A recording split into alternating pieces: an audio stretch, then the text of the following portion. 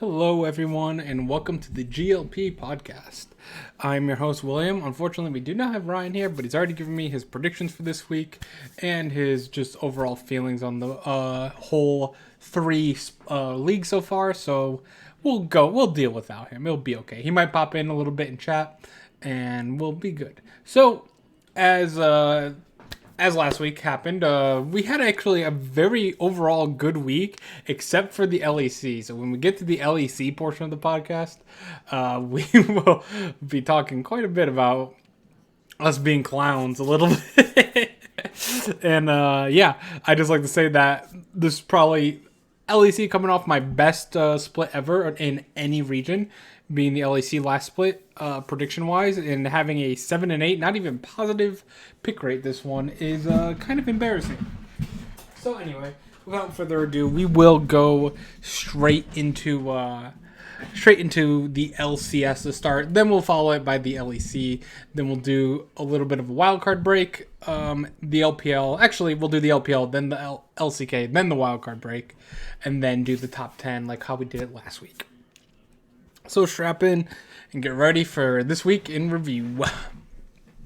All right, first is the LEC. We still don't have any power rankings because that's just the we're only doing power rankings for preseason, midseason, and end of season. This split. Man, my beard looks terrible. it's been very bad today with the coming. But so the preseason rankings this is how we initially had them right here.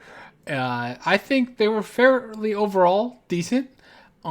There was a lot of teams. There's a thing I want to do almost to talk about with these teams is like the two teams that impressed me the most this week and two teams that disappointed me the most this week in each region.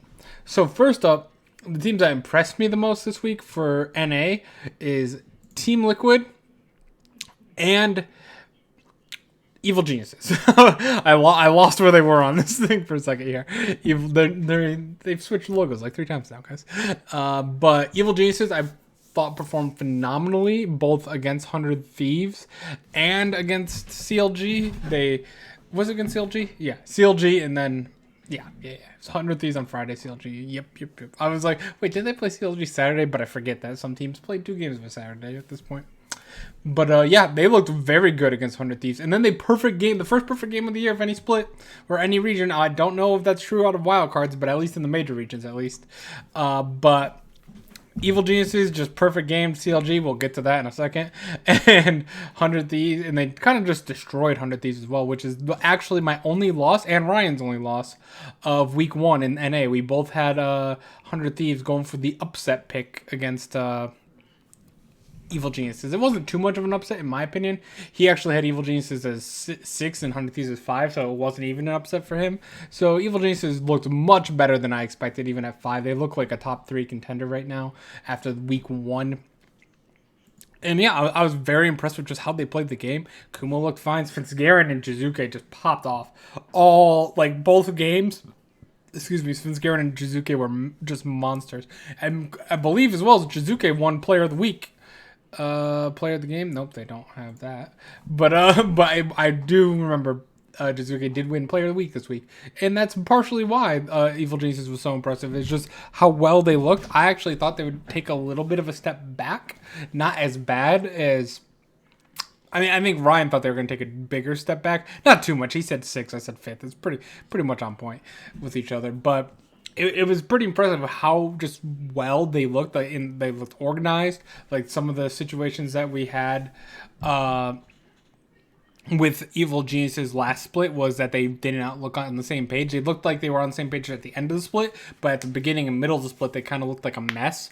And just seeing them come out right out the gate and just like instantly back to the end of spring split form that they were on was very impressive.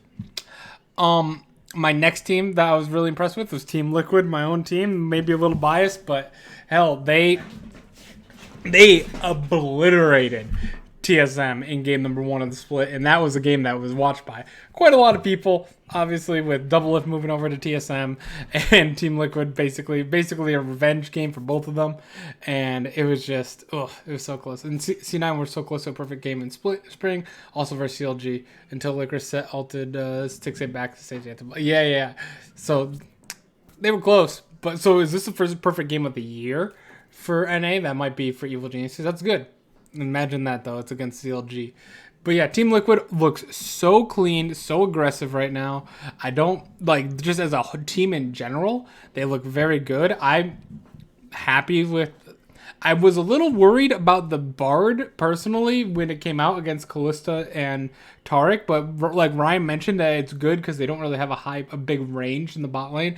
My only worry was that like at level 6, an aggressive like Biofrost doubleth lane, if Bard's gonna roam, that's you're just setting up the Aphelios that is very immobile to just be ganked under tower like over and over again. And yeah, like Ryan said, there was 150k views on YouTube alone for Team Liquid versus TSM. Like that, it was quite a popular match to watch. So both teams had everything to lose in that game. It only counts as one regular season win, but both teams had everything to lose. TSM didn't want to be, or Double specifically as well, didn't want to be memed on for losing to the team that he left in like all the drama. Team Liquid didn't want to be memed on for trading away Doublelift after all the drama. And then if Doublelift would have came over and stomped Tactical and Core JJ, I'd be like, oh, Doublelift was the problem, huh? With Team Liquid, you know what I mean? And like it was quite a stomp in the other way though. Broxa, but I believe most of the stomp was actually because of Broxa versus Spica. Oh boy. And Spica gets some redemption. If you didn't watch, and we'll talk about this a little bit more on the LPL podcast, Kanavi, the MVP of the LPL, one of the best junglers in the entire world, also did not transform until 20 plus minutes on Kayn. Kayn's just not very viable in pro play because of simply, like, if you're in solo queue and you're Kayn, you're ganking all over. Ganking doesn't matter. I mean, it matters, but like giving up if you even ent and give up a kill, that doesn't matter too bad. Like honestly, it's not that bad because no one, unlike in pro play where a kill can snowball a game out of control, a kill doesn't really matter too much on solo queue. Let's be honest. Like you can get 3 kills in top lane and you're doing nothing with that in like a lot, at least in most tiers. And depends on what the rest of your team's doing. So Kane's able to create a lot more skirmishes, and because of that, he's able to actually transform properly. Both of them being 20 plus minutes makes me feel a little bad about it. Like I feel like I shouldn't excuse it too much on both of them, but it was really bad. It was a very bad choice by TSM, and it got beat pretty bad. I was actually gonna meme on it a ton until Kanavi lost just as bad on it against TES. Yeah, exactly what Ryan just mentioned. The worst part about Kayn is when the enemy team only has 2 melee champions, so Blue Kayn is the only viable early option. And as if you've ever listened to me in solo queue, Blue Kayn is never a viable option. I don't care what you Kayn main say. Sometimes if you get instant killed you get CC'd and just instantly die, you're not doing any of that fancy damage. You know what happens when Red Kayn gets CC'd? He just heals all the damage back up that he took while he was CC'd. It causes more CC for the enemy team. Just a great tank in the front line in general, and overall in a team fight does probably more damage than Blue Kayn on average. I'd be very curious to see. On average, I guarantee Red Kayn does more damage in team fight just because he doesn't blow up as easily as Blue Kayn. I get the perks of being able to move faster in the wall and stuff, but if a team has any sort of CC and are competent in any way, they're just going to wait for you to get into that backline, and then just, if you're Leona, you just Q them. Maybe it's because I only play Leona and Nautilus and like Cho'Gath and stuff, so I know how easy it is to stop a Blue Kayn, but like you just go boom, Q, stun, E, R, boom. They're dead, Kayn. But yeah, like Ryan said, just thinks about Red Kayn plus Yuumi. Just disgusting amounts of heals. But yeah, those were the two teams that impressed me the most. Shout out the one team that runner-up. I almost really wanted to put them here instead, but I felt like it's impossible because they kind of lost to Team Liquid today. Was Golden Guardians. Golden Guardians looked amazing in their first 2 games, I thought. They won their very first game. Against who the hell is it against? Oh, Dig, yeah. Dig. I watched so many games in the last 2 days. I was behind. I was telling Nikki and Ryan, I was so behind on LPL. I just powered through it like this weekend. I watched so much League, just back to back watching. I took like 3 days off of watching the LPL, and that's the biggest mistake of your life if you need to watch before a podcast, because that's 3 best of or 6 best of 3s that you have to catch up on top of the 2 today, on top of all of NA and EU. And now I have LCK coming on top, so I can't do that anymore. Do they both fuse with enemy champions? I don't know, actually. Does Kayn ult knock Yuumi off? I don't think it does. to be honest. I don't want to say 100%, but I would say I'm like 80% sure that you don't get knocked off. I've played with Yumi a lot, but I don't play with Kane like at all, pretty much. I don't play Yumi either. It's my friend that plays Yumi. But yeah, Golden Guardians, great start to the split. DeMonte really showing a very strong performance. And like he said in his interview, he's going to make sure that no team ever drops him or he never gets signed by an NA team again. And I thought that was very nice. I like that kind of attitude and just like aggression with it, Yeah. Ryan, imagine trying to keep up with it while you work 2:30 to 11, dude. Listen, man, sometimes I'm not working, so I don't have any excuse, but I just didn't want to watch for 3 days. It was 2 days I didn't want to watch, and one day I had stuff with friends that we were playing online. We had a big game, just like we're late today because I played 2 Valorant games instead of 1 because we couldn't just quit after 1. But I put a 30 kill game in there. Second game was not that good. We still won, but much worse. But 30 kill game in the first one, I was very happy about. Slight improvements here because I'm usually the cheerleader because I suck. Anyway, the 2 teams that were the most disappointing to me. Number 1 right out the gate, CLG. Jesus Christ. Man. CLG, we talked about this on the podcast. We talked about, oh my god, everything we talked about. CLG is a big threat. Watch out. The teams to watch out for is Cloud9, Team Liquid, FlyQuest, and CLG. Oh man, that's what we're hearing from the scrim results. But I knew. I don't know if I said it on the podcast, but I told Ryan, the second Ryan told me that, the very first time he told me that, I laughed out loud. I knew there's not a single way CLG is bringing that to the stage. Where I believe the Team Liquid one, I did not believe CLG was going to bring it to the stage. That being said, I didn't expect them to get perfect gamed in the very first game. Very classic CLG. And that was almost the super awesome, amazing perfect game that has only happened once, I believe, with SKT at that Kespa Cup when turret plates just came out. They were down. They did not get a single turret plate on CLG. Not only no towers, no turret plates, and they gave up 13 of 15 turret plates. If they would have just given up 2 more turret plates, it would have been the super awesome, amazing, perfect game that I still believe only had one to this date in Pro League of Legends. Very hard to do. No turret plates given up, 15 turret plates taken on your side. Then obviously you have to go with no dragons, no rift heralds, no nothing. Nothing but farm. But that's almost what Evil Geniuses did, which is why they were so impressive after coming off a win against 100 Thieves. They just absolutely obliterated CLG.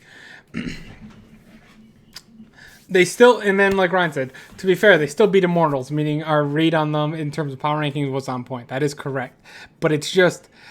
you can't get perfect gamed, right? And you know, if you come into split very first game after there's rumors that you're doing good in scrims and you get perfect gamed in nearly almost the amazing perfect game, that does not look good whatsoever. And to be fair, they were going to lose to Immortals if Immortals didn't completely choke this game away with that stupid engage. It's 2 back-to-back times. Like I was literally telling Ryan, I was writing up CLG as my 47th best team in the major region out of 47 teams, and like as they were getting crushed to Immortals at the beginning of that game, and I'm like, man, what an embarrassment. They did come back. They went 1-1. Still on my disappointing list.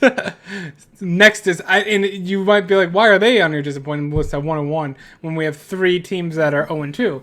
I didn't expect anything from Immortals or Dignitas at all. Like, there was 0 expectations. Like absolutely 0 expectations on these 2 teams to do anything in the split. So they're not as disappointing in that sense to me. 100 Thieves, on the other hand, is my second most disappointing team.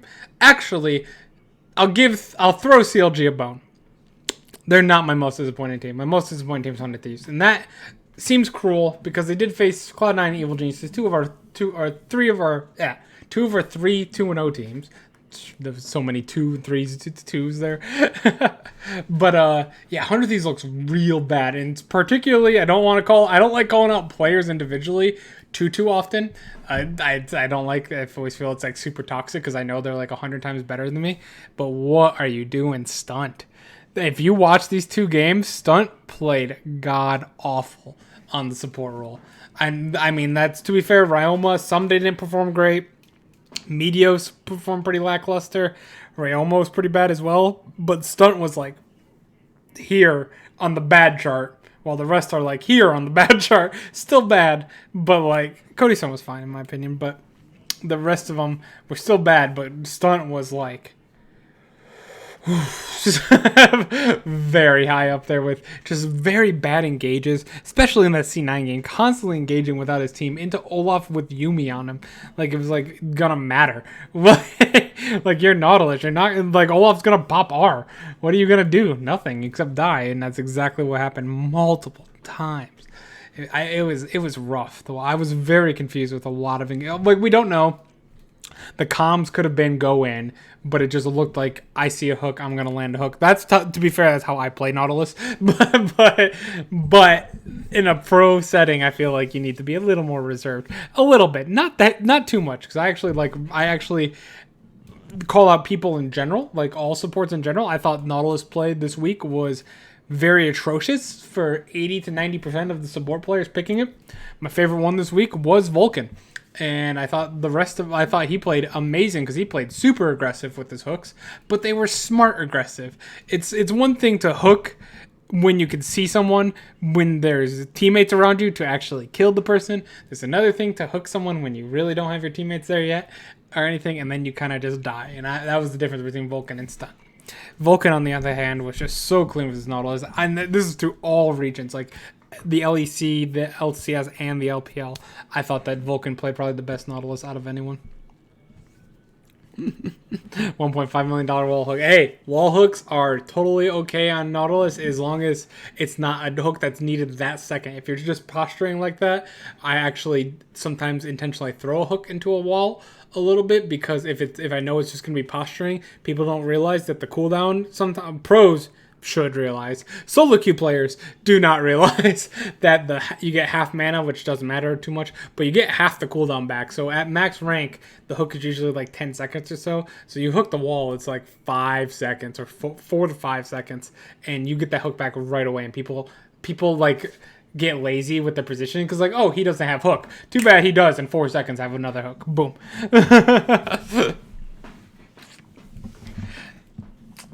But yeah, for the most part in NA, I will say it's only 1 week. This might be over-exaggerating. NA and a little bit in EU we'll talk about as well. Massive improvements for the most part across the board. NA has some really bad teams still. There's Immortals, terrible team right now. I thought Potluck was okay. I think he played well, but there were some moments in that CLG game where if he was known for his Lee Sin, he had a very forgettable performance on Lee Sin, in my opinion. For that being his, like, I believe on the broadcaster said his Lee Sin is 3 tiers higher than anything else he plays. I thought his Graves was very good. Like, I thought just the team around him kind of didn't do anything because it's Immortals. But yeah, that is true. That is true. Ryan said we're analysts. Part of the job is overreaction for the sake of narrative. But I thought Potluck's Graves, I was like, okay, that's fine. Like, you know what? I can see starting this guy over Xmithy. If you're not going to go anywhere, if you're really having that bad of a situation with Xmithy, but then, like, the Shoutcasters hyped up this Lee Sin and, like, saying the Academy players, like, watch out, Potluck's Lee Sin's amazing. He didn't look that great on the Lee Sin, in my opinion. But he looked okay enough at it, but nothing, like, blow me away. And the one bad move was around the Dragon Pit today. At, like, the back of the Dragon Pit, he went over and ulted Nautilus back into the team instead of Misfortune. I get it. Nautilus is thick, and that's the champions I play are all thick. Maokai, Cho'Gath, Nautilus.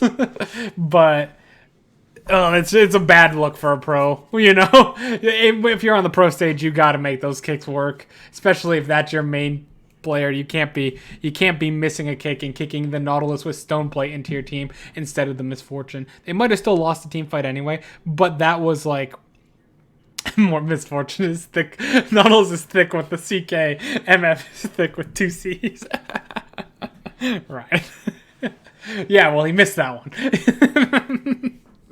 If he kills the Misfortune, there's a much better chance Immortals is actually able to turn the fight around. CLG could make it back into a different game, but at that point, once they lost that fight, that game was completely over. Yeah. FlyQuest I thought looked decent. Shit, I'm like running out of things. Let's talk about Cloud9. I think all around 2-0 week. They went 2-0 against both FlyQuest and 100 Thieves, and that was I mean, they just dominated. Cloud9 still looks like in a league of their own, to be honest. Like no one is near Cloud9's level. Not even Team Liquid or Evil Geniuses, in my opinion. But Team Liquid and Evil Geniuses are at a good second tier level. And I'd even put FlyQuest in that level. I thought they played very scrappy against Cloud9. I thought that they were aggressive. They were just simply outmatched. They're in the tier below. You have to play scrappy to beat them, but playing scrappy is C9 style, so it makes it very difficult to beat them in NA at the moment. Let's talk TSM, biggest story. We talked a little bit of... Actually, before that, Ryan said, how do you feel seeing old school Gen Z rocking Azir and Orianna? Pretty good. He played them pretty well, which is nice. I actually am kind of surprised by the amount of Orianna we are seeing. I guess because some of the games are going slower, that people want this more control mage in the mid lane. But I'd have to go back and check through the LPL stats. I don't see much Orianna in the LPL too much, do we? Like, I don't think so. I don't think I saw it. At the level it's being played in NA and EU.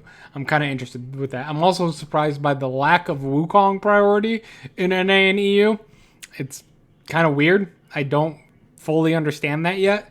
I think Wukong is a damn near Varus level pick ban pick at the moment. Not at Varus level, but I feel like it's near. I guess it's not first pickable, and that's the reason why that maybe we're not seeing it all the time. But if you know the matchup, you can rotate. I personally believe Wukong can be rotated top, mid, jungle, and now we've seen him support. And I've never beaten a Wukong support and never lost with the Wukong support on my team. And that was old Wukong. It's probably a lot better with new Wukong, to be honest.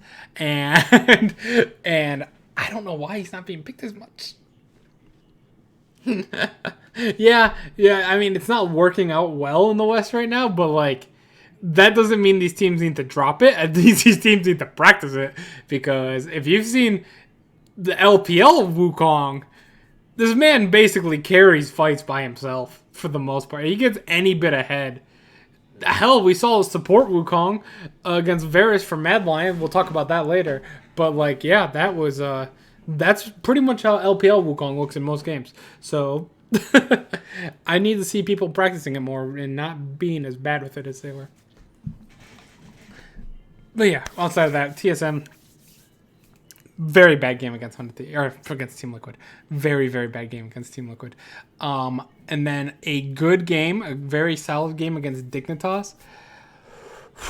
I feel like Dignitas is really bad. I want to say that's going to help stabilize TSM, but Speaker looked good on Trundle, which Trundle is the new Sejuani, I feel like, of this split right now until we see anything with buffs to Sejuani. I feel like Trundle is the safe, skillless. It's not skillless because the pillars actually in pro play are actually freaking amazing. The pillars make the Trundle player. The rest of the Trundle play is completely skillless. But the pillar placement, that you need to work on that. You need to know that. Also, it's basically Sejuani ult. You kind of need to hit it. Unless you're Xmithy. but for the most part, I'd say that Speaker looked much better on Trundle. Maybe it was just the cane that made him look really bad, and I'm hoping to see a little bit more consistency there. That really scared me, considering that was my biggest question mark of Summer Split for TSM was Speaker in the jungle, and then his first performance was a 23-minute game transformation and just absolutely getting completely out jungled by Broxah in every way possible. I was worried, but the Trundle pick was nice. I thought he played it well, so I'm a little optimistic, but a little hesitant as well because Dignitas is pretty bad. Let's be honest, they're a pretty bad team. Speaking of Dignitas, before we move on to other things with NA, Viper might have played one of the worst set games I've ever seen. It was, I mean, I felt like feel bad for Flaming again, but Viper's set, I think his W key wasn't working. He missed his W was it 2 or 3 times in valuable times to use it in team fights, and one of the times up he tower dove Broken Blade at level 5 or 6, I believe. He had items Broken Blade in it, and I think he kills Broken Blade, but then instead he just didn't use his W at all, and that's very weird considering you're tower diving and it gives you a nice big healthy shield. It was very, very odd. I haven't seen a set miss that many W, like just not use that many Ws in a long time. Like it's a very simple thing. You see the bar go up, you press W, you true damage, half health everyone on the team, pretty much, and then you go. I also hated his build. We're gonna dig a little deeper in this. I hate the Bork build on set. Don't pick set if you want to pick a split pusher. Pick anyone else for that. Jesus. Set is meant to cause havoc in team fights. like Set is whole kit pretty much. He's not, in my opinion, he's okay split pusher because he punch, and his punches get faster or whatever. Like he does a faster punch and a slow punch, fast punch, slow punch type thing on towers. That's fine. I understand that, and that he kind of was played a little bit as a split pusher before. But I think the support set role, and you could do it in top set role of pretty much all tank phase rush with Swifties. Just run in, try and get a flank. You just flank with set. You full speed ahead, grab the ADC or mid laner, just toss them down into the middle of the team fight, grab them to stun them, and then true damage them every team fight, including anyone that tried to save them there by stopping you. It's pretty much how set should only be played right now. I think that's this prime. You get so much use out of every one of his abilities outside of his, even his Q, because you speed up to get to him. Every single one of his abilities is such a crucially good team fighting ability that you really shouldn't be building split push. Because then when you go into a team fight, you just don't have any of the tanky set. You need to survive for flanking, because if you're set, you don't have any gap closers. You kind of just run at people, and they just can run away. So you just need to get that Swifties with the extra movement speed on your Q. That's the best you're going to do. You have no dashes or anything. A flash, maybe, that's really helpful. Flash into auto grab. But yeah, I think you need to be a lot tankier. I think the split push Bork Executioner build, not a good idea whatsoever. But I think did we cover all the team? I think I wanted to kind of cover all the teams and then like what their positives and negatives, and then just kind of look at the games. The games went. Evil Geniuses did beat 100 Thieves in the first game. We lost. Me and Ryan lost that one. I should probably do the games first now I think about it. Next time. We'll do that with LEC. Cloud9 beat FlyQuest. Evil Geniuses took the victory over CLG. Team Liquid over TSM. FlyQuest over Immortals. Golden Guardians over Dignitas, Cloud9 over 100 Thieves, TSM over Dignitas, Team Liquid over Golden Guardians, and CLG over Immortals. And this is how the standings look so far. We have Cloud9, Evil Geniuses, and Team Liquid all tied for first at 2-0. We have Counterlogic Gaming, FlyQuest, Golden Guardians, and TSM all tied for a four-way tie for fourth at 1-1, and 100 Thieves, Dignitas, and Immortals at 0-2 apiece. Now, the good news for 100 Thieves is if Dignitas and Immortals play like they did, and for CLG, if they play like they did here, they're going to make playoffs. Dignitas and Immortals, if they don't improve, they are not making playoffs, especially Immortals. They're not even going to get close to playoffs, and it's an 8-team playoff, so it should be fairly easy to make it this split. With that being said, let's kind of go over to week 2 predictions. Well, let me check real quick. Ryan said it doesn't I think we covered most of that. Yeah, we covered most of that. All right, so week 2. So let me pull up Ryan's predictions here because I did not save the predictions into the spreadsheet before the podcast because someone had to play 2 Valorant games. What a jerk. All right. So, I'm going to look at my predictions first and then Ryan's. But week 2, we're going to grab this. 9-1. Hopefully we have another good 9-1 is week this week. Ryan, week 2. Delete. Clear this out. I don't know. Oh, that's me again, but where's this? I can't find my stuff. There it is. Get rid of that. There we go. Okay. So, we have. Let me pull up this chat because I believe Ryan said something. What's most concerning about Dig Immortals is how volatile their rosters are. Yeah, that's kind of weird. They kind of changed their rosters at the last second there, and I don't see massive improvements being made with changes by either team.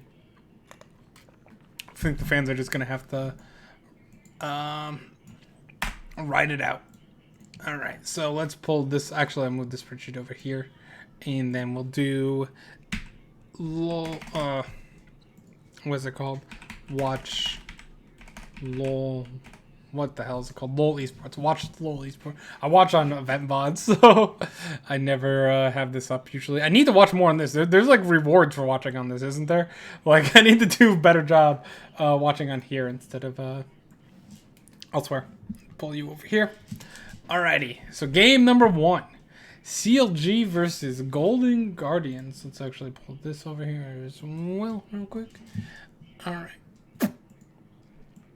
Well, from what I saw, Golden Guardians looked quite amazing in my eyes. That might be a little biased because I think I've always been a slight fan of Golden Guardians. But I just think that the way they performed in both their games, especially the game against Team Liquid, let's face it, they easily could have beaten Team Liquid, should have beaten Team Liquid. They kind of had a poke comp a little bit, and to go back a tiny bit, I don't like Nidalee jungle that much, for the most part. I've never been a fan. I think Graves and stuff like that and Olaf are much, much better. I think the issue with Nidalee is that she doesn't necessarily want to gank too early, but she wants to gank a lot in the mid game, and then kind of late game she's kind of useless. So like she has a very tiny window of super usefulness. She can gank. She wants to farm a lot early up, get like really healthy early on farm, and then once she hits like a 2 item spike, that's when she really wants to gank, and then their spears are doing really good damage. But you can dodge those spears fairly easily, I feel like. Sometimes it's hard to dodge, but they're pretty slow. Let's be honest. They're pretty slow spears. For a pro player, they're super slow compared to certain other skill shots like Zoe stuff. But, yeah, I think that... I think that just having...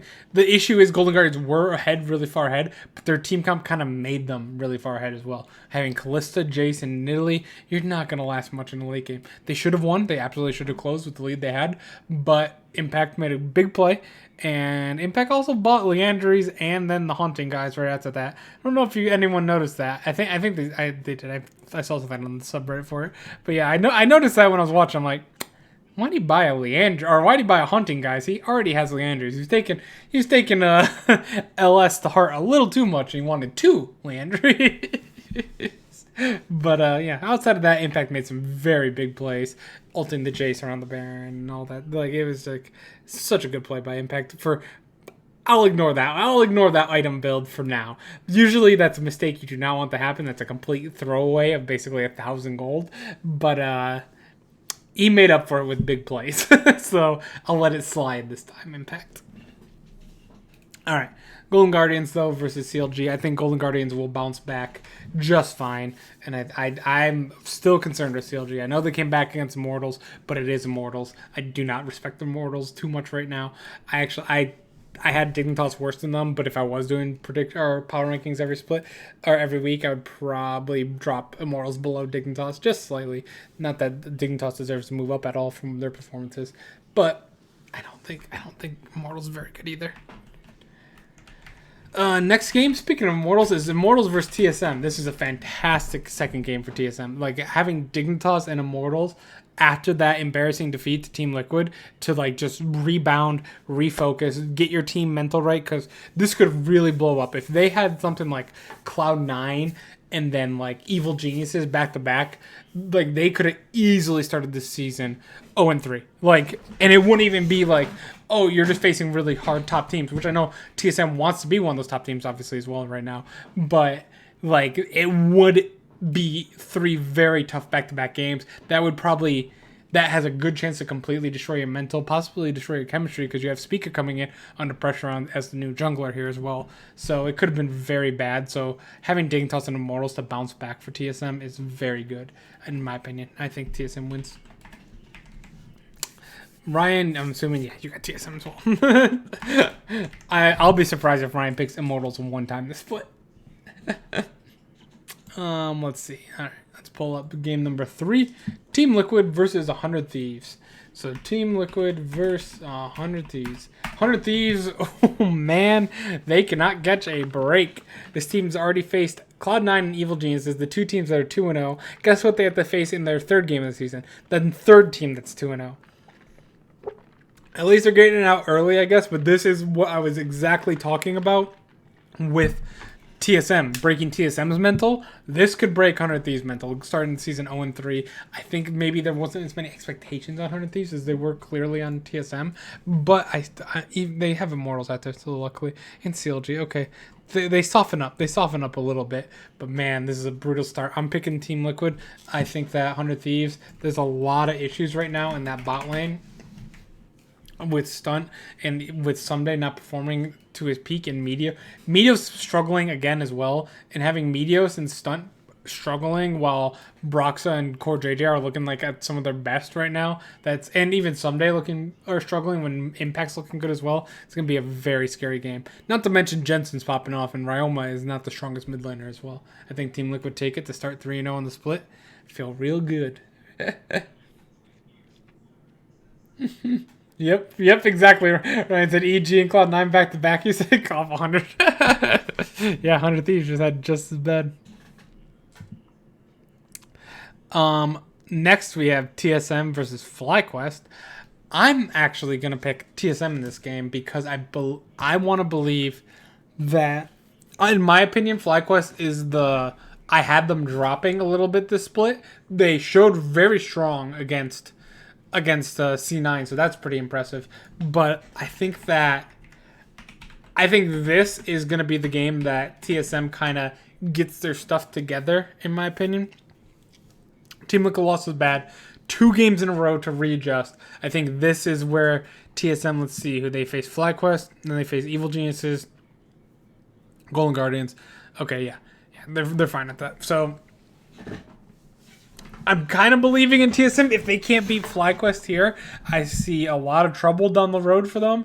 I think FlyQuest out of the top 4, if I had top 4 teams right now, it would be C9, Team Liquid, Evil Geniuses, and FlyQuest. And I think FlyQuest is a distant 4th. Oh, not that distant, but like they're lower than the other ones. So this is a team. This is the true test for TSM, who I would have at number 5. I would have TSM at number 5 there. So I think that this is the test for them to kind of jump ahead. Actually, maybe I'd have Golden Guardians number 5. Damn, that sounds awesome. That sounds weird, but awesome. but Golden Guardians and TSM right there. This is the test. Like, this is the team that's right above the threshold to the next rank of teams, basically. If you were to rank it by like S tier, Cloud9, A tier, I'd put TSM and Golden Guardians in the B tier right now, and the bottom of the A tier is FlyQuest. You got to beat FlyQuest to move into that tier. And I think TSM, they personally, on that bot lane, I'm very curious how Wild Turtle and Ignar, if their aggressive play, will beat them. And I'm actually kind of curious if FlyQuest's aggressive play kind of messes up TSM. That's my biggest worry, actually, is that TSM's kind of do-nothing play style. That they didn't do that against Dignitas. They actually were pretty aggressive against Dignitas, and I like that. Though some of that was Dignitas kind of emptying into them. But I think that TSM, in general, I think they'll be fine. I don't, like I said, as a bias, like fan wise, I kind of want them to like fall flat on their face, because I also kind of like super teams falling a little bit on their face, unless they're Team Liquid, like I'm rooting for them. But in general, overall, I think TSM will be fine. Ryan, on the other hand, has FlyQuest over TSM. I can totally understand that as well. I think FlyQuest looked really good against C9, and then they destroyed Immortals. But to be fair, that's Immortals is Immortals. Let's be if you're not destroying Immortals, I'm worried. Next is game of the week, in my opinion. Cloud9 versus Evil Geniuses. Evil Geniuses, in the same sense as TSM. TSM fighting to get back into that A tier. We have Evil Geniuses trying to say that, okay, we could fight Cloud9 at the for that S tier spot. Who's the best team in the league in the summer split? Well, in my personal belief, Evil Genius is very good team, very aggressive, and I'm actually pretty excited to see how well they're panning out. We did mention even like spring last split, this team had very good potential to be really good, very good potential to be very bad, and they actually started to split very bad, or if spring split. So now they came on hot out of spring. They're coming in hot in summer. I think they're a top 3 team to contend with, a possible Worlds team for NA actually, and I have lost Brian's tree. I'm assuming he picked Cloud9. I'm picking Cloud9. But until Cloud9 pretty much loses and starts losing often, it's going to be a similar situation to G2, which we will talk about in EU, where I almost pick them every single game. There's a low risk to losing a game when you pick Cloud9. Dignitas versus excuse me, did I say Cloud9 versus Evil Geniuses game of the week? I'm sorry. It's actually Dignitas versus Counterlogic Gaming. That's the true game of the week. Jesus Christ, why is that the last game I gotta watch on freaking Saturday? Dig versus CLG. I'm going to pick CLG. I'm hoping they were so disappointing, but I'm hoping getting embarrassed by Evil Geniuses was a wake-up call. And then I'm hoping almost losing to Immortals, but then pulling off. I hope their team doesn't celebrate that as much as kind of looks at it in a constructive criticism situation. How in the first place did we get put behind by Immortals of all teams? And what did we do positive to fix that? Was that more on Immortals, or was that partially Immortals or partially us? Okay, what do we do? Let's replicate that if we ever go down against another team. Always look for these certain picks. However, let's try not to get down in the first place to a team like Dignitas, and let's actually kind of start this year 2-1, which is a very possible thing to do for CLG, but I'm actually kind of worried about picking them. Ryan also does have CLG. So far, me and Ryan have only had one game different. We're both 9-1. So to be fair, our predictions not being different last week kind of worked out fine because we both went 9-1, and so we were on point. It's always embarrassing when we're the same picks and they're all losses.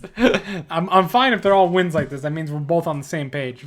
Like we're both tapped into the league at the moment. But yeah, usually doesn't happen in NA too. Usually you use the one that's simple. Evil Geniuses versus Team Liquid. Ooh, now this is another good week for. It's a tough week for Evil Geniuses, by the way. Evil Geniuses, this is their time. Like if they can beat Cloud9 and Team Liquid, now you're looking at a threat for first place. All of a sudden, they have the S tier team and the A tier team that they're right along with each other. And that's pretty damn tough week for them. I'm actually going to give this win over to Team Liquid, not because of Team Liquid bias. There is a little bit, but I actually think Evil Geniuses is the better team at the very this second. I think that Evil Geniuses could beat Team Liquid fine.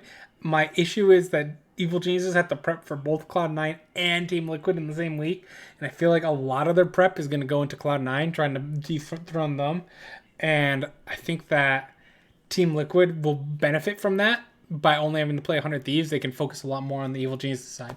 There's only so much amount of time. I don't know if that always matters in pro play, but I've always it's one of the big things with my gut that was so good last split in NA, undefeated. but that was one of the things I always like to look at is who does this team face the day before? Because that's a team, if they're facing a team like Cloud9 and then they have to face a team that's about their same skill level, that amount of practice and focus has to be taken out to add more to Cloud9. I don't know how much that actually means. I know there isn't a single team in the world that would ever admit that is true. like they'd say, no, we practice for all our games equal, like the same boring sports talk. Like we take it one step at a time, one game at a time. But in reality, you do practice a lot more for those type of teams. Absolutely. Let's see what Ryan picked. Ryan actually picked Team Liquid as well. So I actually think this is going to be a very close game. If Evil Geniuses can come off a win against Cloud9, that might give them enough motivation actually to beat Team Liquid as well. Now, on the contrary, if they get absolutely stomped by Cloud9, that could also be negative and have some like negative feeling from that. Evil Genius is a very emotional team as well. I feel like they're very streaky. Like they went on a really bad streak at the beginning and a very hot streak at the end. So I don't think they don't play like forget that game. Let's play another one. I feel like they have a lot of tilt on that team, and if you can tilt them, you can beat them.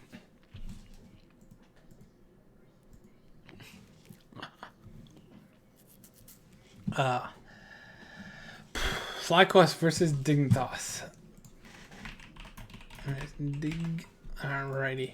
FlyQuest should be able to handle this. They're coming off of, in my opinion, I think they're coming off a loss against TSM. This is a great bounce back. I'm probably not going to pick Dignitas or Immortals until I see any improvement from either team.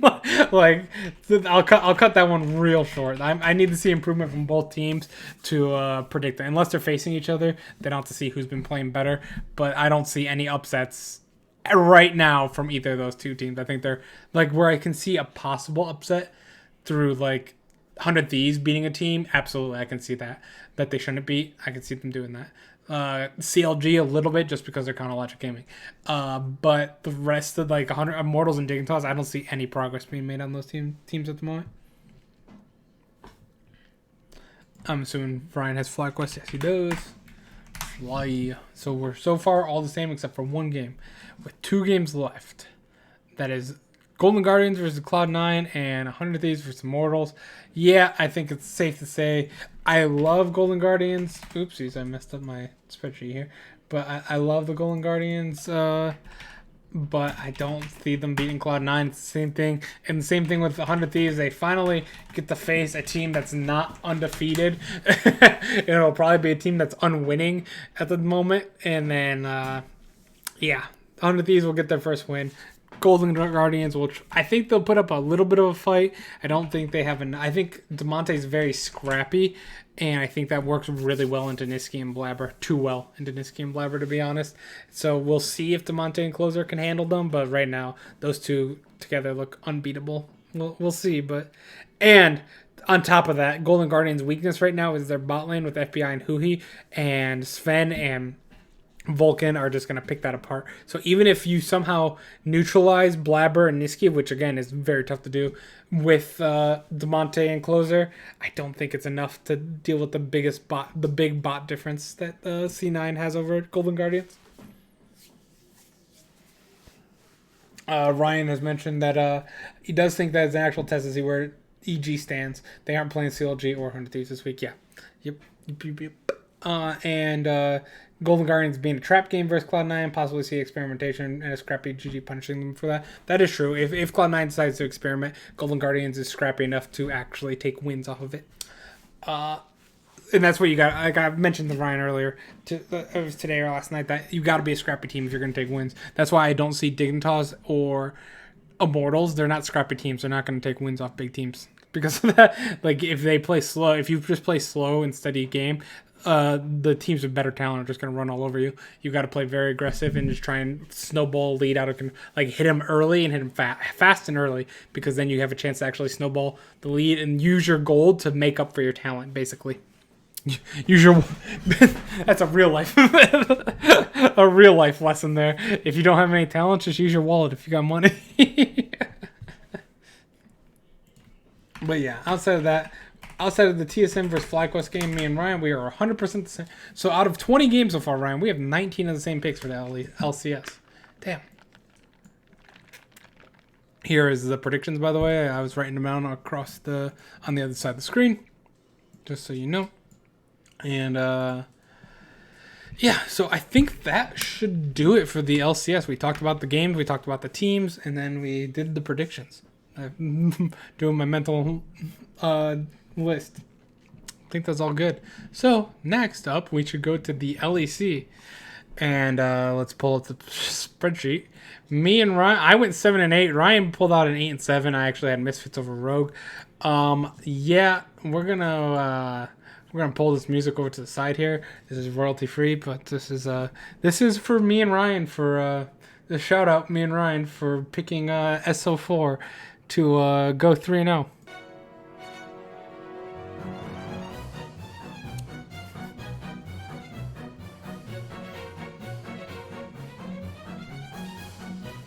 Oh man, SO4, so bad, so bad. Every team improved in the EU except for SO4. What happened? They made us look like such idiots. We had them both. We both not talking to each other, just came up individually, both thinking SO4 3-0. This is their split. Like, this is a great start to the split. They got Vitality, who sucks. They got SK, who sucks. And then they're gonna pick an upset over Rogue, who I said Rogue was gonna struggle this split. Whoops, that should be another clown thing right there. Man, oh, we were so wrong. And this is coming off our best. Like, LEC was our best prediction wise last split. I believe I was near myself almost 75%. I guess I can check right here. It's on the other thing. It's not on this. But I forgot we didn't use the spreadsheet last split, but it's on the other thing. But it was like, oh, terrible. I'm gonna actually let's check it real quick, just in case I still have it. LEC. We were like, we almost had nothing wrong. Like, on average, I think we were going like 8-2, 7-3 every split. Yeah, this is a LEC last split. 8-2, 6-4, 7-3, 7-3, 4-6. That was a bad week. This is how we ended. 9-1, 10-0, 9-1. This week doesn't really count because it was a week that did not matter for any team. Made it near impossible to predict because we had stuff like Teemo come out. Like, what are you going to do to predict for that? Before seeing drafts, I should say. So we were 65-25. And then even, which is a 72%, even if you do 60 out of 80, so not count the last week, that's a 75%. So we were pretty damn high up there for this for last split. So it's not like we don't know anything about EU. There wasn't many changes to EU. The only changes, for the most part, were that teams just flat out got better. And that is very good for the region itself. Let's pull up the LEC here. Let's not only talk about SO4 struggling. We had G2 struggle. G2 is in here at 6th place right now. The games went. We'll talk about the games first. I remember this time before we talk about each individual team. G2 destroyed Mad Lions in game number 1. Mad Lions, I will talk about them when I talk about them. They have a very interesting strategy that's kind of worked so far, but I'm not sold on it yet. Vitality takes down SO4. That was when I knew I was in trouble. When Vitality beat SO4, I was like, oh no. Especially with SK coming off the next game. Scratch that. I still thought they could beat SK. Then SK comes up the next game and beats Origin. I'm like, oh god. I'm going 0-3 this week, aren't I? Rogue comes out strong, beats Excel. Fnatic beat Misfits, but they really shouldn't have. They really should not have beaten Misfits whatsoever. Misfits through that game. SK beat SO4. I'm like, yep, shit. Rogue beat Misfits pretty convincingly. And I'm like, yeah, I'm going 0-3. Mad took down Excel. Fnatic took down Vitality. Origin upset G2, which was very surprising by Origin. I was actually very impressed with how Origin played against G2. We'll talk about that in a bit. And then Mad takes down SK. Rogue takes down SO4, which sucked. And then Misfits took down Origin, which makes me more concerned about G2. And then Vitality takes down G2, which scares me even more about G2. And then Fnatic took down Excel. So with all that said and done, EU was a mess this week. Fnatic went 3-0, Rogue went 3-0, Mad Lions went 2-1, SK went 2-1, Vitality went 2-1, G2 went 1-2, Misfits went 1-2, Origin went 1-2, and Excel and Shulka are 0-3 apiece. Like, just to put into perspective, Vitality won 2 games last split. They already had 2 games this split. SK won 4 games last split. So they have 4 games combined. It took them an entire split to win 6 games last split. So it's a big difference. They made a few changes, to be fair, which we talked about them making a few changes. We just didn't know that they would make that big of a difference because at the time it didn't really feel like they would make that big a difference. One of the biggest differences on Vitality, I thought, was Labrov coming in instead of Jack Troll. I thought that brings a lot of fresh life to this team. We talked about it earlier, but Jack Troll stealing paychecks, but Labrov was pretty good. I would say going into my 1 second. going into my top or two most impressive teams and two most disappointing teams. And two most impressive teams would be Rogue, number one. I think Rogue improved greatly over the entire spring split to summer split. I thought, were going to be disappointing. I thought they were kind of figured out and solved towards the end of the last split. That they just seemed like they were a good team, but they felt like they had a hard ceiling, that they would never be better than G2 or Fnatic or Mad. Like, they were always just there with Origin at that 4-5 spot, like that bottom playoff team. Not gonna do anything, but they looked more aggressive. Inspired looked fantastic this entire week. Larson looked good. Hansama looked really good as well. Like, all in all, Rogue as a team looked really good this week, and that made me really excited. They did face Excel, Misfits, and SO4. It wasn't the strongest teams. That's a combined one in. They went 1-8 this week. So will Rogue be exposed a little bit? It's tough to tell. So we'll find that out in these upcoming weeks. But for right now, good job for Rogue. I thought they were going to start this season 1-2, for example. I actually thought they weren't, but they just look all around better than they already did in Spring Split. My next most impressive team, it's SK Gaming. SK Gaming. I think Fnatic 3-0 we expected. Mad Lions at 2-1, kind of expected. Vitality and SK Gaming, I thought they both played really well. Who did Vitality beat? Vitality beat G2, and they only lost to Fnatic. I want to say SK, but it's tough. We're gonna give a tie. You know what? We're gonna give a tie to SK and Vitality. I know I said only two, but they're both teams coming off a terrible spring split. We talked about SK, Vitality, and SO4 actually almost never beating any team outside of their own teams until the very end of the split, where the games didn't count. I believe they were like something like 2-39 if I remember correctly. But yeah. Pretty good. Is this guy's name Dino Tot? Limit is that's his name. It's probably not how you pronounce it, but that's an amazing name. I love it. But yeah. Sorry, got distracted. SK and Vitality showed up way better than I think anyone expected this split. First order of Vitality take down SO4. I think that was possible in most people's eyes, not me and Ryan's, who thought SO4 was going to be amazing. SK woke us all up with the demolition of Origin. Yeah. Like Ryan just mentioned, because we called them interchangeable at the bottom of the rankings. He thinks it's fair to give them a tie for most surprising. And then they took down Origin and they took down SO4. So both Vitality and SK took down SO4. And then SK ended up losing to Mad, who's a top 3 team. That's a respectable loss. And Vitality lost to Fnatic. Vitality also beat G2, so is G2 or the win against Origin for SK, or is the win against G2 for Vitality more impressive? I guess I would slightly give it to Vitality there, but SK has looked a little bit more dominant than Vitality, but it's just slightly. Shoot, I can't pronounce the jungler's name, but is it Nija? I don't remember. But he's Naji. But he's very good. I thought he had actually great map control and I thought they also played around Comp very well. Comp had a very good week especially with, I think it's with Labrock.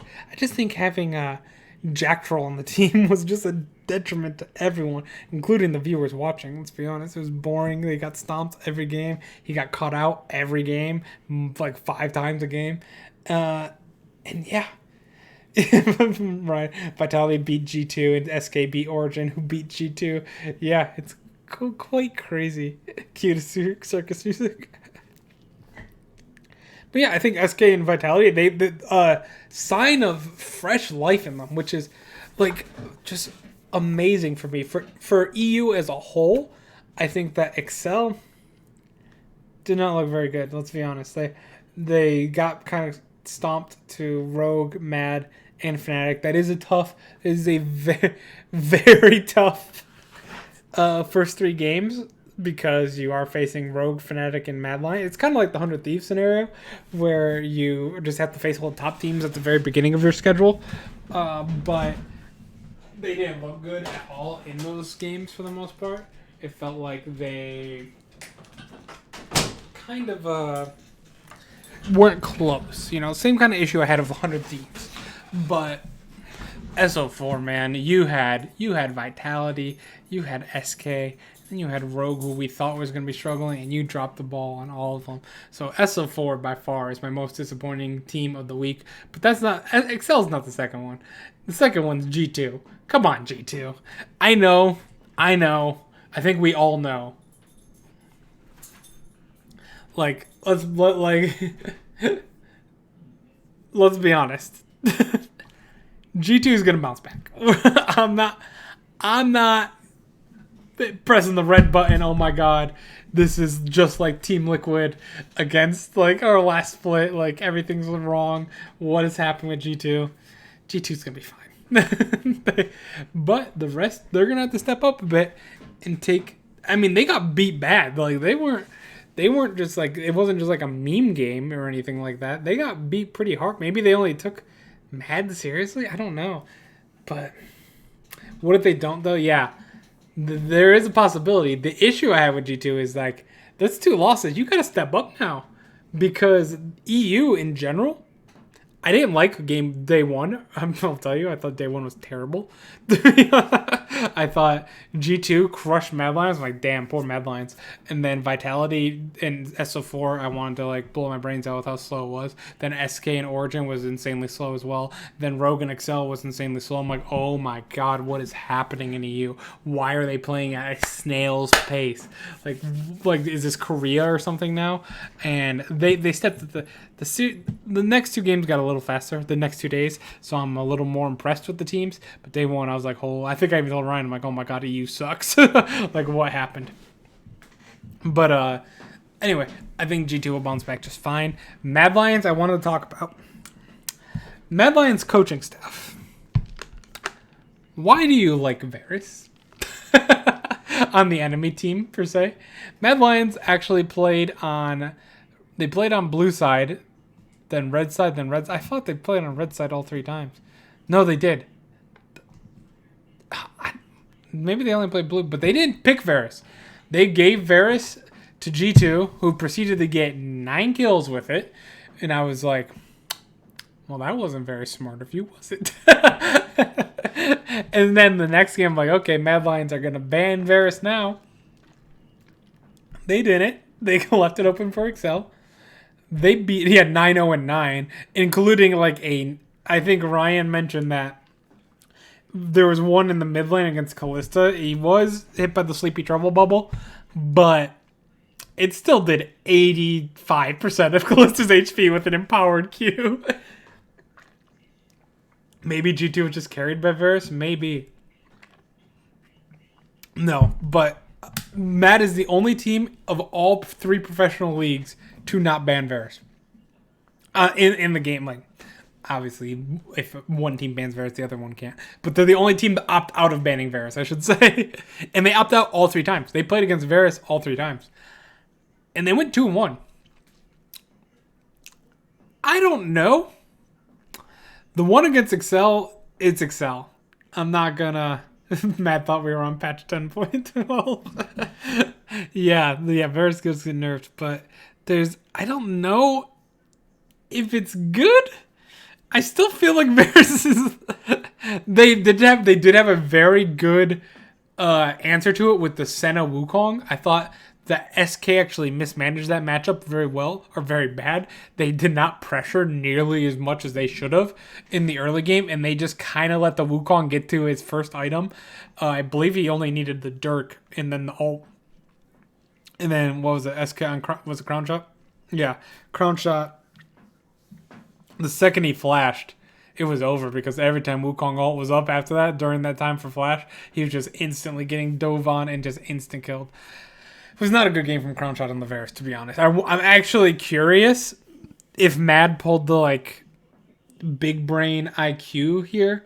Let's say, this might be a long shot, but what if SK and some of the EU teams didn't practice Varus because they just assumed he was going to be 100% banned. You know, like it's kind of a waste of time to play Varus if you're never going to be able to play Varus. You know what I mean? Like if you have to add 10 solo queue games to your regiment, or even like two scrim games per se with Varus on it, you're just kind of wasting time at that point because you're not going to be able to play that. So maybe Mad caught them off guard and they were a little rusty, and then having a counter pick to that as well. But in general, I kind of want to see Varus banned still. Like it worked with the Wukong Senna, but can you get away with that twice? And can you get away with it from maybe a slightly better bot lane than Crown Chop? I don't know. Clearly, G2 stomped them with it. But like G2 really stomped them with it. So they did learn that they can absolutely get annihilated by it as well. So I'm kind of curious if they'll learn later on that maybe they should keep it. But if they're going to keep winning, the rest of the team, Humanoid didn't get caught out too much. They only got caught out like once or twice. I'm kind of impressed by that. I'm kind of impressed overall by Mad. I thought Mad played very well this week, even though they lost to G2. And that loss looks much worse now that G2 proceeded to follow that up with 2 straight losses. But outside of that, I thought Mad played pretty well. Kalista Blitz and Senna Wukong. Yeah, that is a good point. And testing it against the best ADC is always a good test, because if you can beat Varus, you can beat any other ADC pretty much. But yeah, let's see. Excel, we talked about a little bit. Embarrassing. SO4, man, and completely embarrassing. Not pretty. Not pretty whatsoever. Oh, I'm so upset with SO4. Fnatic, they're not much to talk about. They just kind of took care of business. They don't have any of that juicy flame that you can get with talking about G2 right now. Like Fnatic, they simply took care of... They should have lost against Misfits. That's the one thing. They absolutely should have lost against Misfits. Misfits... Okay. We're in... Me and Ryan got into a tiny argument, and I will not yield on this. We're pulling up... We're going to pull up a match history here. We don't do match history too often anymore because I think it drags on a little too much. But, damn it. Riot, what are you doing? Why do I got to sign in to look at match history? Giving away my username like that. Oh, well. No big deal. At least the password didn't show as well. But, anyway. Riot agrees with me. I have always been, and we're going to look it up on u.gg. I know that u.gg is wrong as well. Unless they've changed recently. They have changed recently. u.gg is the correct one. Everyone's turning back to Tank Cho'Gath. Thank you. This used to be mid Cho'Gath LB. This is what this room page is supposed to be like. I just think it's wrong. I just think it's completely wrong. We're going to talk about AP Cho'Gath in the top lane. For the most part, AP did a little gargoyle. But yeah, that's basically AP Cho'Gath. There's not any tank there. He did nothing this game. He got out, like, he got bailed out by this massive throw by Misfits. Because, look at Cho'Gath just got popped here. No kills. Cho'Gath's dead there. No kills. Cho'Gath's dead here. No kills. He's not even eating people. Dead, no kills. Dead, no. He got 1 kill there, but he's dead before that. It's a different fight. Outside of that 1 kill right there, he's dead in every team fight without any kills really going over to his teammates. You know what you don't need is if you're Cho'Gath? You don't need AP. You have Twisted Fate who built semi-AD. That was a hybrid build. I forgot Nemesis built that. I'm kind of with the Dignitas shout out to massive Baron throw. Yeah, massive throw by Misfits here. But, not the point. We're talking about Cho'Gath, okay? We're going to look up Cho'Gath's abilities. I didn't, it's looked because I was looking at this to prove Ryan. So, this is why I do not understand this build. This is a tangent. I don't care. This needs to be said. I play a lot of Cho'Gath. I have like almost 300k mastery. I was ranked top 32 in NA as a Plat 1 player last year, 2 years ago. Same with Leona. So Leona and Cho'Gath, like I don't know every interaction I've learned with Nautilus. Leona and Cho'Gath, I know every interaction, I feel like, with them. And so I always take Grasp. I've always taken Grasp. I've also disagree with this build path personally. I think the hose is pointless. I'm always a big Righteous Glory guy. I stuck with Rod of Ages for a very long time. I've moved on to Righteous Glory. but that was a few years ago anyway. I think Righteous Glory is just the superior version of the hose. The hose gives 80 ability power, 60 mana, and 10 cooldown. But then you have a little bit of fire the little ice bolts. This gets you to people just as fast as the ice bolts. You get 400 HP, which scales your ult. 300 mana, so you get 300 less mana, sure. 30 armor, you get a lot more base health regen, so you're healing up in lane, and you still get that 10% cooldown. And it's 150 gold cheaper. It's 150 gold cheaper. The GLP, I can't flame the GLP. I hate the GLP on Cho'Gath, even though that's what this podcast is named after now. Oh man, but this is my biggest issue with it. Okay, I'll try to make this brief. I won't go into the amount of details. So Glacial Augment from levels 1 to 18, when you're a melee champion, the attacks slow up to 45 to 55%. Actually, I'm very curious as well. So they slow everything by 55%. Okay. Okay, so what about top Cho'Gath? I don't even agree with this build path. I max E first every game. Look how much. People don't know how to play Cho'Gath. Maybe I don't know, but I'm sticking to it. I'm 5-0 in the last few games, so it's not just like old too. But Cho'Gath's E launches spikes, and look at that increase, by the way, on that base damage on those spikes. Why are you leaving your spikes at level? Like what? Why? You do 60 damage extra per auto attack, plus enemy max health, plus their AP. Put 60 damage extra, and your slow increases by 20%. Why are you not maxing this first, people? You're wrong. You're wrong. I'm right. What's W do? It just increases your silence by 0.4 seconds. I do personally max silence second because of that extra amount of damage you see there. There's an extra 200 damage per silence. I'm actually kind of starting to maybe do Rupture third, but I do Rupture third, but I feel like I don't know. I've always done E max first. I think E max is absolutely the right way to go because 50% slow for 1.5 seconds. And the cooldown on this is 4 seconds, not counting cooldown, so it's roughly 2.5 seconds usually by the time you have your Righteous Glory. So, and if you have a Warmox as well, there's another 10% cooldown. So it's about 2.5 seconds. You have Vorpal spikes up every time you want to auto. Every time you want to auto, you have your Vorpal spikes up. It's a 50% slow for 1.5 seconds. Why do you need on top of a 50% slow for 1.5 seconds? Why do you need a 55% slow for 2 seconds? Why not put, instead of making that a complete waste of a rune, Keystone at that, put your Keystone into Grasp, you deal 4% bonus magic damage equal to your max health. You're fucking Cho'Gath. Late game, your autos hit hard because 4% of like 5 to 6k HP is a lot.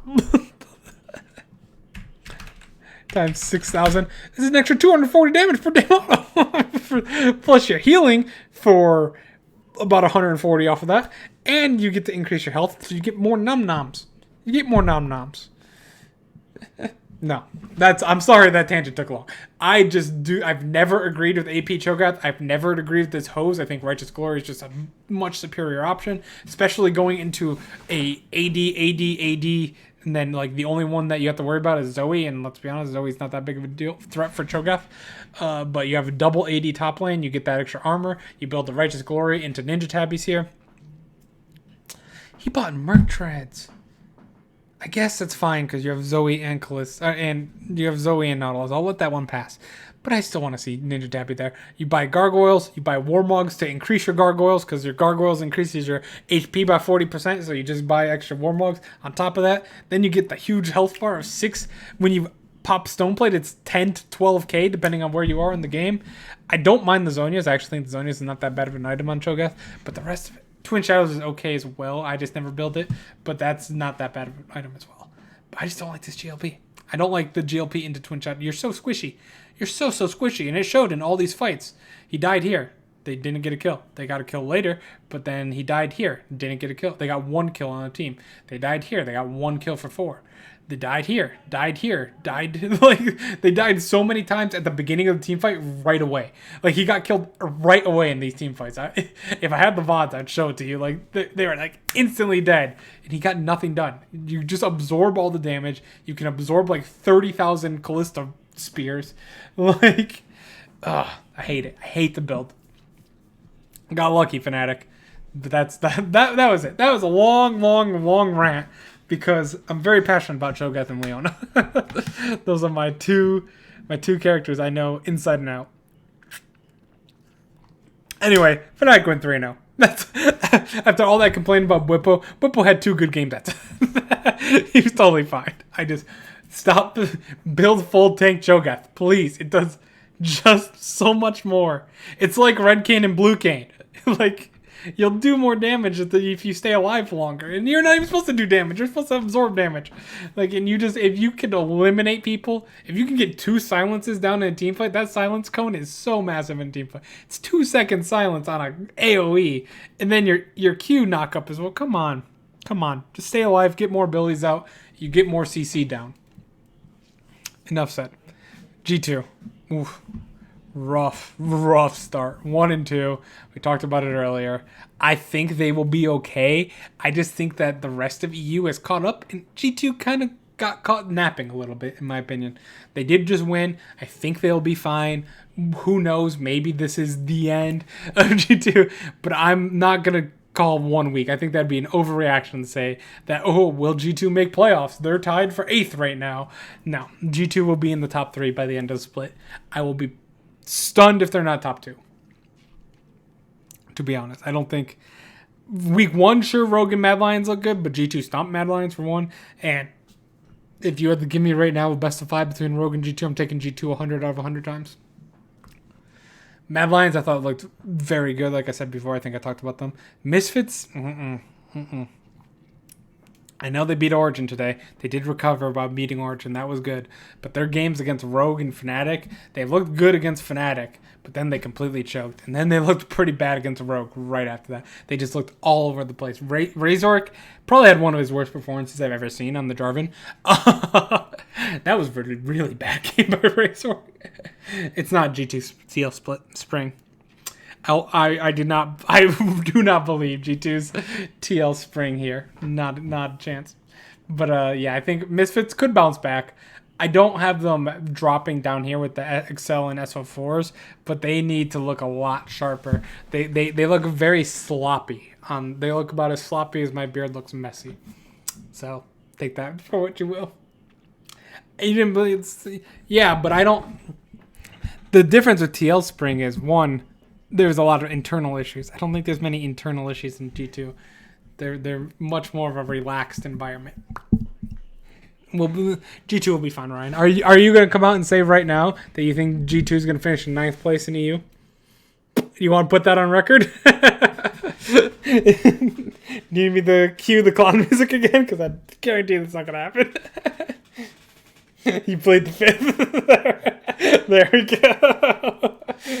Oh, man. Origin. Very weird week. If you were to tell me Origin were going to drop games, start the week 1 and 2, I'd be like, okay, they beat SK. They got upset to Misfits and they lost to G2. Not they got upset to SK. They got upset to Misfits. But damn it, they beat G2. They made sure to take that one. So kind of a weird week for Origin. I think that they'll be fine. I actually don't know if they'll be fine. I keep saying that. I believe a lot in G2 to be fine. But if week 1 is anything to say for LEC, Fnatic looks fantastic. Rogue looks better than ever. G2 will recover, hopefully. Assumingly so, though. We're just going to assume G2 recovers. So now you have Fnatic, Rogue. Mad Lions looked really clean still. Like, crazy, but clean. Like, they look they look like a miniature G2 to me a little bit with just how hyper and like crazy they are, and I kind of like it. Like I was really impressed with Mad Lions this week, even though they did get stomped in one game. So now you have all of a sudden you have 4 teams there. It's only a 16 playoff here. They don't do 8. Now you have SK and Team Vitality fighting you with very shocking surprises, and then you got to go with Misfits, who you lost to, and SK you also lost to. So you have like you're gonna have a 4-team race for possible 2 spots. Like you might have 8 teams competing here for 6 spots in EU, like 8 very good teams. So Origin's got to step it up a bit. I think that's unacceptable to lose both those games, especially because if you're going to show the talent that you can beat G2, and not just beat G2, they actually played really well and not Origin-like. Like, they didn't play slow. They played aggressive against G2, and they actually, like, performed very well, I thought. Like, that was not the Origin I'm used to watching. And they need to show that a little more often. Let's just say that. Rogue, we talked about good, and we talked about the rest good. So I think that EU is like 50% EU, 50% complaining about AP choke. I'm sorry for that. I've been going Righteous Glory for 2 years now.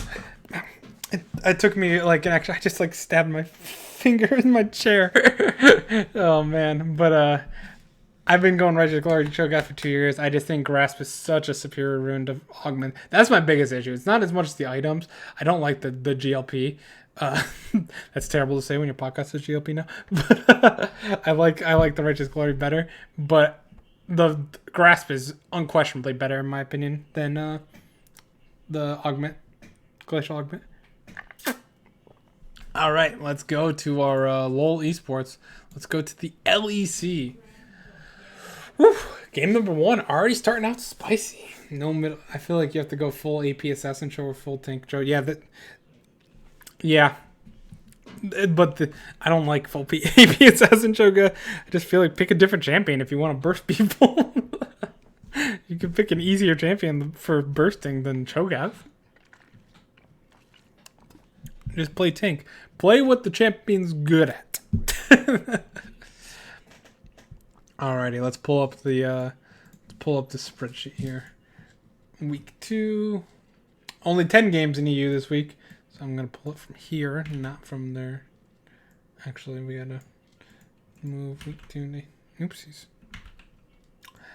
But the game number 1 is actually Vitality versus Rogue, and you have 2 teams that are coming in with a good week. You know, like they both had a very good week. I think Rogue as a team probably expected to go 3-0 because they're not in a situation like Vitality where they were at the bottom. They were still towards the top. They finished 4th last split, but it's like they weren't like super impressive, you know? Sounds like a burst message.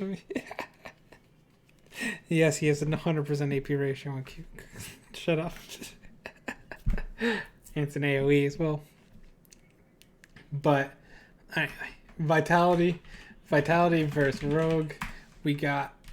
I'm apologizing to the Rogue fan base. I'm sorry for calling your team bad. I think they're still looking clean. Vitality's coming off a big win against G2. I just think that Rogue looked a little cleaner, and they got to, even though it was against a bad team, like we said, the teams Rogue beat 1-8. They were 1-8 in the teams that they beat. But if they can beat Vitality now, that's starting to prove a little bit. But then they have a game against G2, which if G2 loses to SO4 again, all of a sudden I might panic, okay? If G2 loses to SO4, I might really hit that panic button. But until then, I think Rogue should be fine. This could be an upset for Vitality now I think about that. Rogue focusing for G2. But Team Vitality has to take out Mad Lions as well. They're going to be focused on both of these. I'm going Rogue. Let's see. I got to drag... Ooh, Ryan with the Vitality pick. If you want to mention why you picked the Vitality there, I'm actually pretty excited. I think it's okay. Like, I think that's interesting. I'm also, they beat G2. Enough said. They beat G2. They can beat Rogue. If you can beat G2, you can basically beat any team in the world. Yeah, Rogue did beat only the weak teams. Rogue only beat Misfits 1 and 2, SO4 and XL, both 0 and 3. So we'll see. Vitality beats Rogue. All of a sudden, you got to watch out for that team. Speaking of Misfits, we got Misfits versus SK in the next game. SK, I think they looked pretty bad against Mad Lions, but they looked amazing before that. It was like a weird, like, Mad Lions stomped them. But, like, before that, like, SK was stomping people, like... And Misfits are coming off almost a loss to Fnatic. Almost a win to Fnatic, I should say. While then beating Origin and getting kind of crushed to Rogue. So let me look at the matchups real quick here. Because I'm actually doing my predictions live. Because, like I said earlier in the podcast... Oh, let's play a game of Valorant. I look at the time, I'm like, I could do one. All right, I play it. I got 30 kills. I'm like, oh. And they're like, oh, do you got to do one more? I'm like, I look back at the time, I'm like, yeah. But I definitely was supposed to be doing my prediction at the time. So let me look at this here. Wukong support cheese was too strong. He's undefeated with you. Yeah, clearly. Yeah, I'm telling you, man. Wukong support is like a weird cheese that's always worked against me and for me. I've never seen Wukong support lose in my life.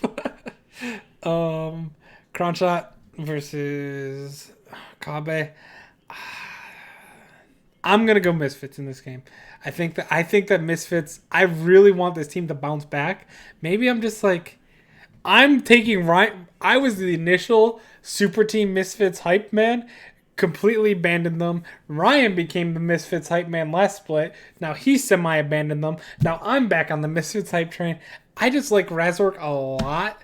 And I mean, Trix played really well though. And I mean, Genix has actually moved over to the top side pretty well as well. And Zazie has also been like a very nice addition to this SK roster. But I just feel like Crownshot, I just want to believe in Kabe, you know? I feel like they were so close to beating Fnatic. There was a lot to that Misfits team that was so close to beating Fnatic. They beat Origin. They got smashed to Rogue, but that is a very tough week. Fnatic, Origin, and Rogue is not that easy of a week to do. So I think they're going to bounce back. I think they're going to win. Give me Misfits. Now, let's see what Ryan picked. Ryan picked SK. Oh, man, we got some differences this time. This is going to be a spicy week.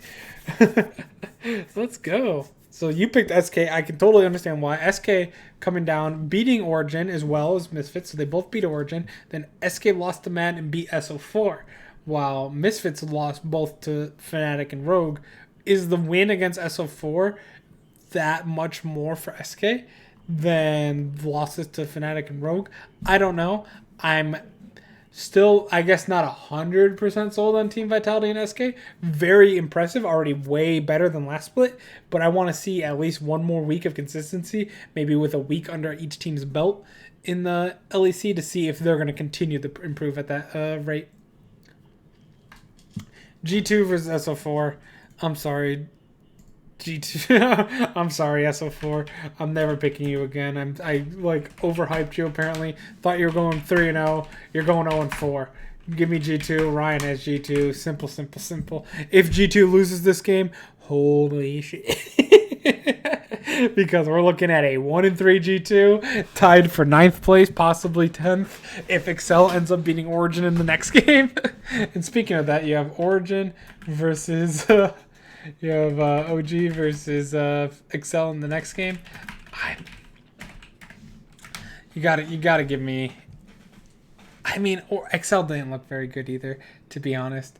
Excel kind of disappointing, just like SO4. I didn't put him in my most disappointing because I felt like we hyped up SO4. To be fair, our expectations should have been higher on Excel, so they should have been. But I think we just hyped up SO4 so much, so picking them to go 3-0 and making them, and then they instantly go 0-3, kind of put them in my most disappointing list. But Origin, I think, should be able to take this one. Bounce back. They did beat G2. They should be good enough to beat or Excel. And Ryan agrees. We have Fnatic versus Mad. This is my game of the week, to be honest. Let me make sure.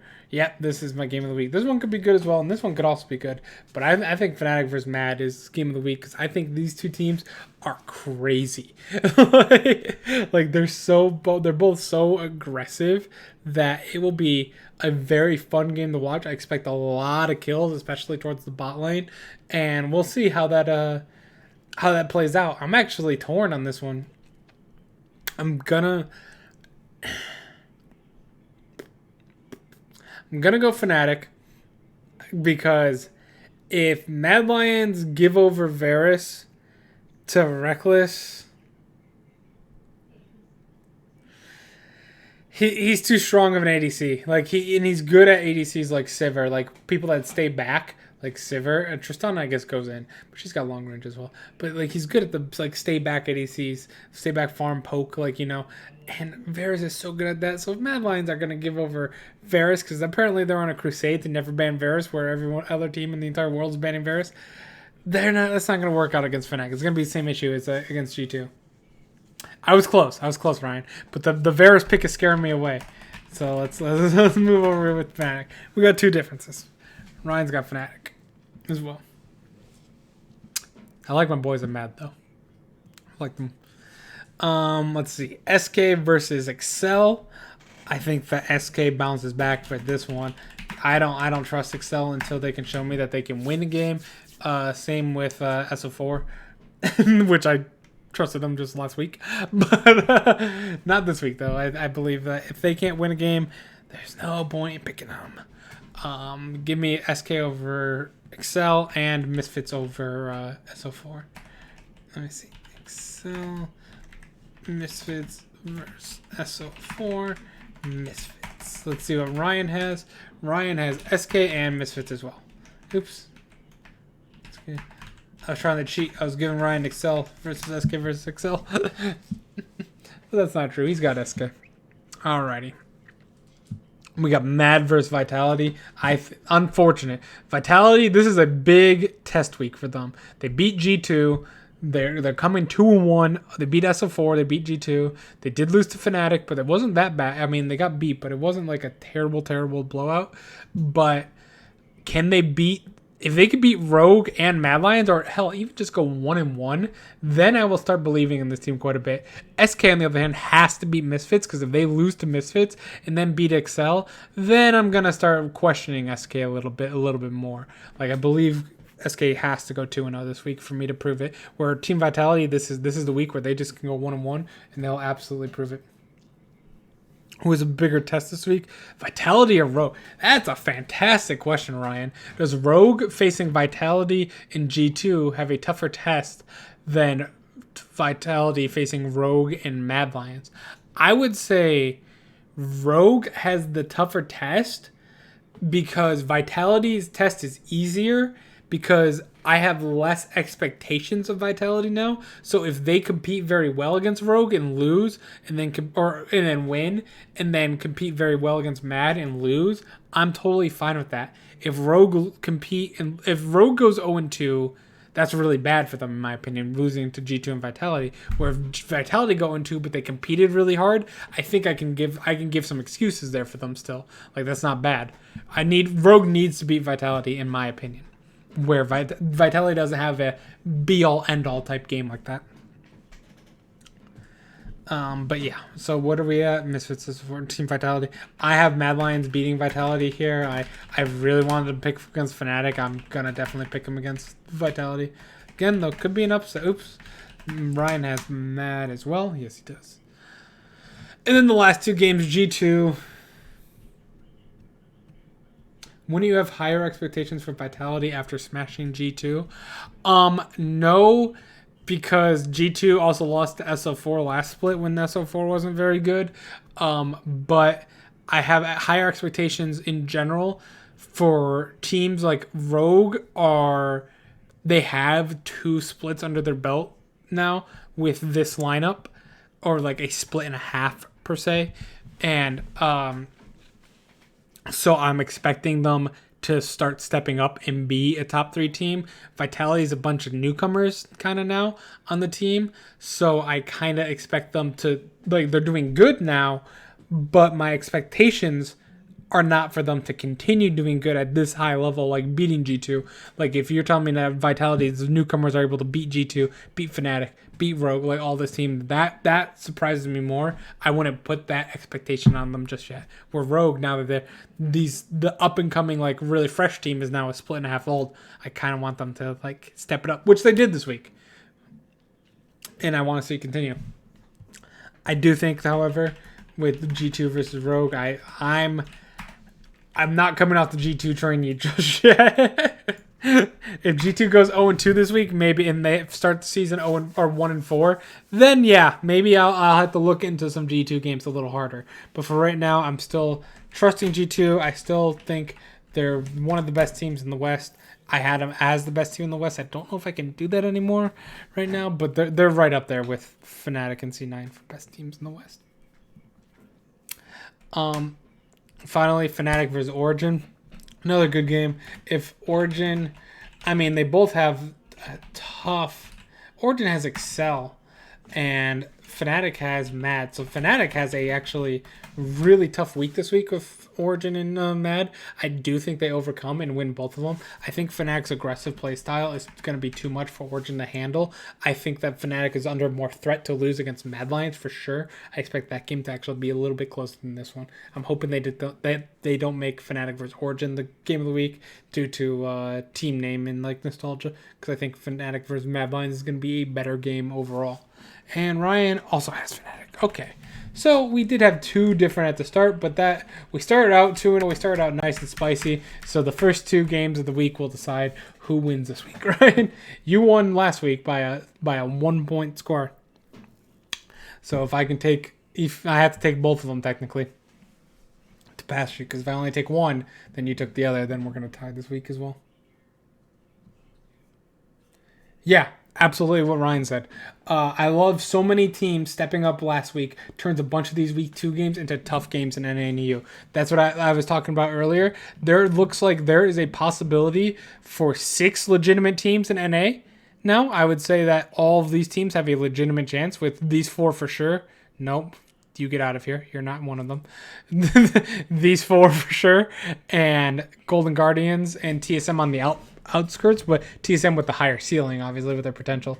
And then these 3 teams, not so much, and this team down there as well. But LEC, on the other hand, which we're talking about, it looks like we have 8 legitimate teams here. It looks like that can beat anyone on any given day. So that's going to make it really tough to predict, which I hate and like at the same time. Hate it because looking at a 75% pick rate, like it was after week 8 of LEC last split, makes me look really smart. But it's really just because there wasn't many upsets last split in spring. If you look game to game, almost every game went chalk for the most part. There's a few upsets here and there, but not. And then maybe I made a few predictions for upsets that didn't happen. But overall, it's pretty chalk. And so now that they're in a 8-man, 8 teams can beat any of the other 8 teams, hell yeah, that's good for competition in general. And it shows that the region itself is improving. Especially if they're going to be ahead of Korea, getting all your teams good, that solidifies that more so. Oof.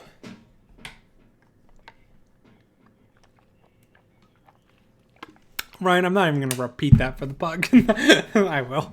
Ryan said, there weren't many upsets last split, just one on Origin.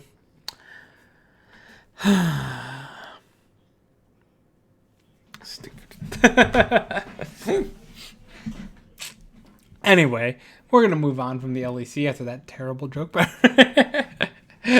And we're going to move over to the LPL, where kind of as crazy as EU, a little bit more stabilized, but for the most part, Ryan just put it play circus music.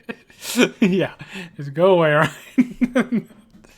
But LPLs, as you can tell, it's a 1-game difference right now between 13th in first place.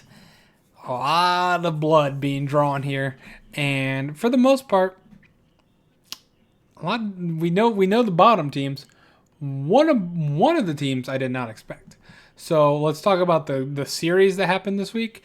V5 came out on top. I predicted it. I predicted it completely. Let's pull this up here. V5 beat OMG. And I was mostly heart there. It wasn't necessarily logic that went into that prediction. There was a little logic. OMG looked pretty poor in their first game against RNG. So I was like, V5's hot. OMG's looking a little cold. Let's go for it, Let's go for this upset. And it worked. It worked really well. LGD came out and then just beat E-Star, which I think we kind of expected for the most part. Fun plus Phoenix losing to LNG. We're going to talk about that. Did not expect that one. Top beating Rogue without Jackie Love was pretty good. Rogue were one auto attack away from beating Top in one of those games, by the way. That was super depressing to watch. They were literally in game 1. I don't even blame them for game 2. This is just a Rogue Warriors 2.0. We'll talk more about that a little bit later. But this is what Rogue Warriors always do. They had the potential. They were one auto attack from ending game 1 on top. But then they failed. And then they failed. So confusing with Rogue and EU. By the way, yeah. Rogue and Rogue Warriors, not the same team. Vici Gaming versus RNG. I stole that one from Ryan. I didn't expect to steal it as hard as I did. I thought that was going to be a much closer series. And to be fair, almost all of these series were 2-0s, I believe. V5 was a 2-1. Actually, let's go over here.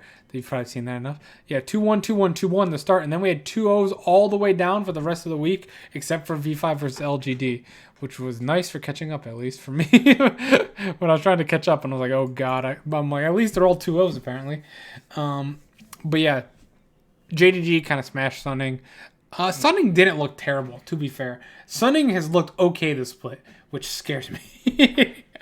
I don't like those words coming out of my mouth. E-Star beat DMO. DMO, and I believe it was a game 1 or game 2. I'm not going to go to match history for it. Not that important. But E-Star gave DMO Nidalee for Xiaopeng and Zillion for Twila.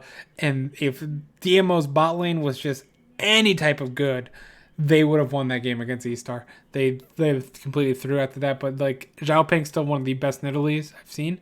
And one of the only Nidalees I am actually okay with a player playing Nidalee. And Zillion on Twila on a Zillion Lulu. Cassiopeia is like his one attacker, but mostly Zillion Lulu in the mid lane.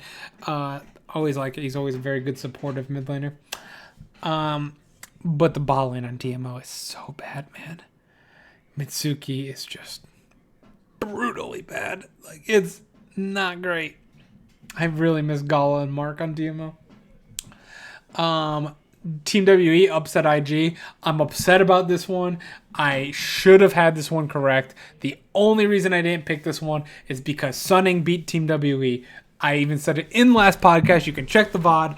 I said last podcast that Team WE, I was going to pick them over IG, but no, they lost to Sunning. I didn't have faith in them anymore. They looked really bad against Sunning. So, then they go and they beat IG, and I'm like, God, I had that prediction correct. I just fell through with it because of Sunning. I blame Sunning for everything in my life that goes wrong.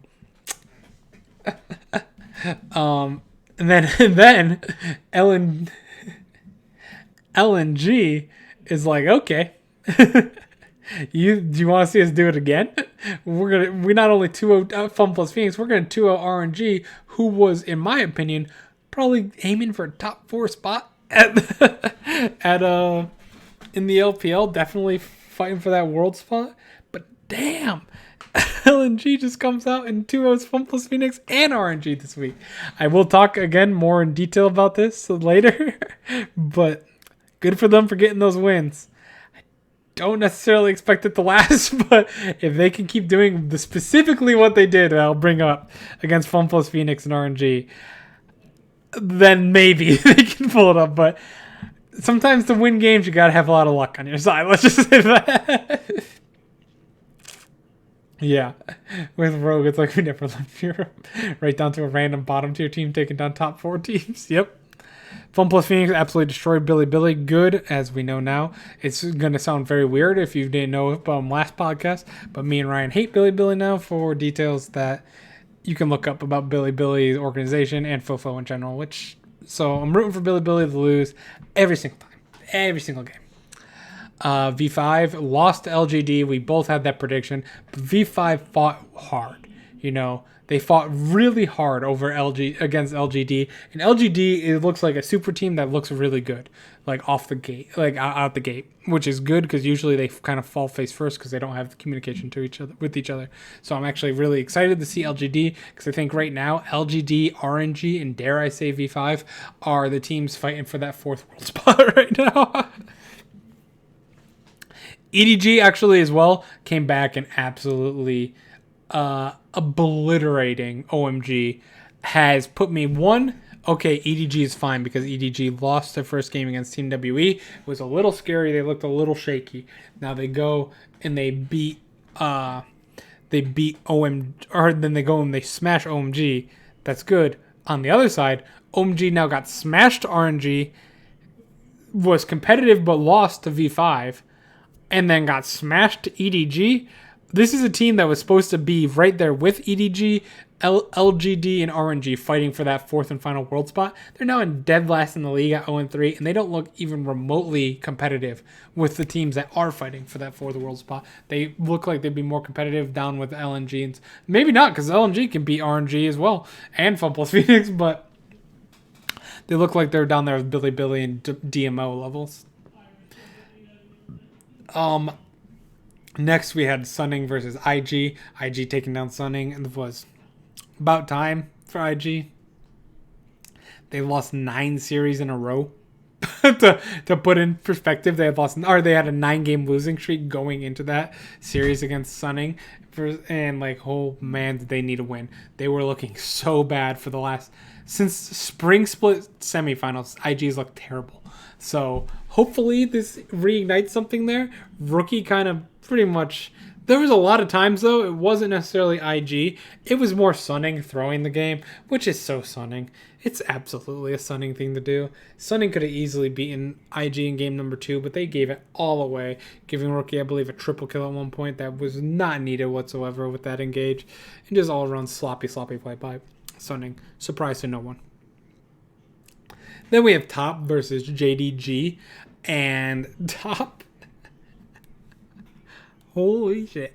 JDG came out, smashed Sunning. That was fine.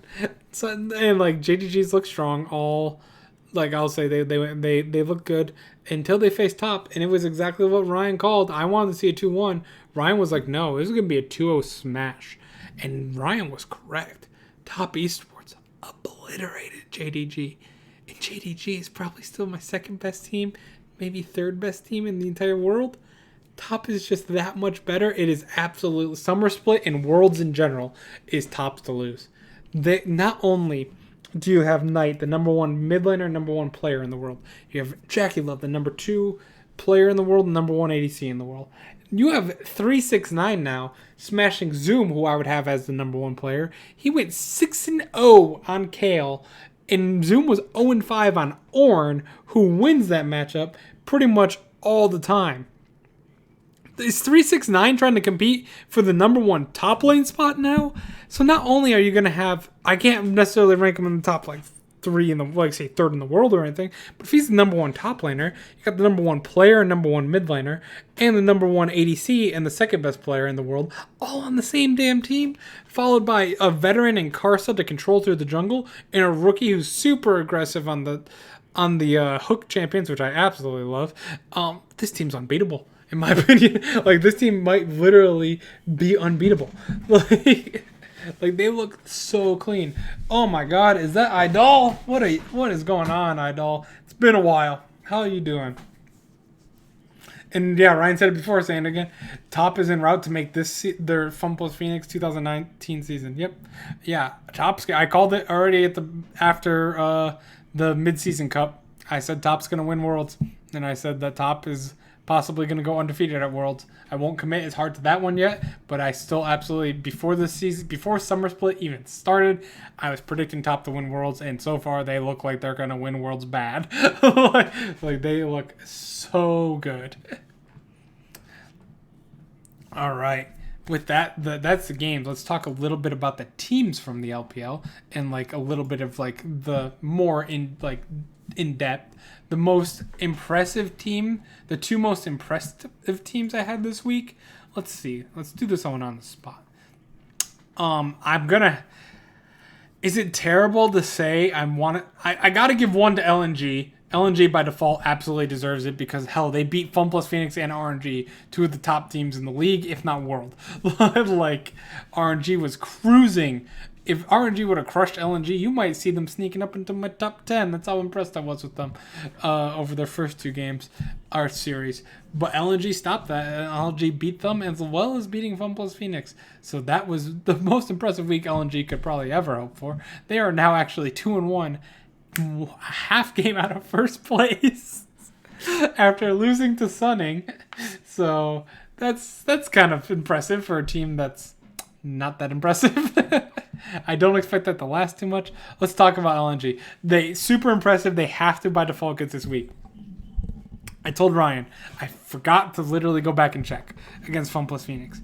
But there were 9 times in the series against RNG in 2 games, 9 times that LNG escaped the team fight under 50 HP. Not only that, there were more in the Fun Plus Phoenix series than there were in the RNG series. One in particular, I wish I could bring up, if I wish I would have saved it for this, was that it was around the Elder Dragon with RNG. Jace, who was on Chenlun, was it Chenlun or Maple? I don't remember. One of them was on Jace. I believe it was top. And he got out of the fight 3 HP, if that. He got out of a fight right around Elder. He came around. They were on red side. Came up the little alley there between the dragon and the blue buff, and he got out and he teleported back in. That is such a. He was able to teleport back in. He died on the way back in, but he provided an extra 5k damage. That 5k damage resulted in, I believe RNG still got the Elder Drake, but they lost 3 members. Or 3 or 4 members. So if that 5k damage would have showed up and they would have hit him for that extra 3 HP, then all of a sudden RNG takes the Elder Drake and probably aces LNG and wins the game.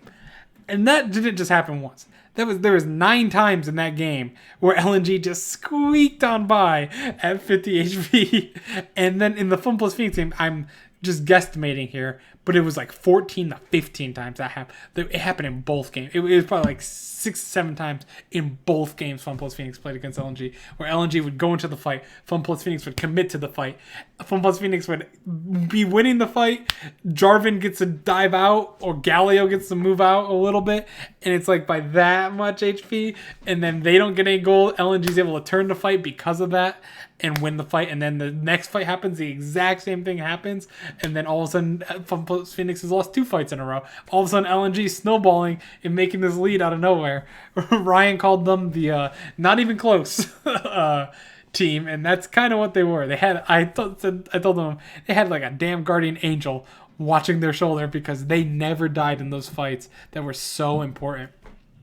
They were such important team fights, and they always squeaked by. And by doing that, they were able to like do what the Jace did against RNG, where they could back out of a team fight, come back into the team fight, and teleport, and just like a completely fresh body, basically. And oh man, that's how LNG won 2 games against 2 top good teams. Like maybe this like puts a lot of momentum on them, and they can actually pick up some wins. But I'm absolutely gonna have to see them make a repeat performance of this week. Like those games, I was sitting there. Like the Fun Plus Phoenix one, I was spoiled. So going in to watch, I already knew LNG won. So I was like, how did they win this? And I was like, oh my god, they shouldn't be winning this. This is so like they're like this close every time. Like Fun Plus Phoenix just need that little oomph every time. And then I wasn't spoiled on the RNG one. I'm like, oh my god, they're doing it again. No way. Like unbelievable. Congrats to them though. That was very, very impressive. The second team that should get most impressive week,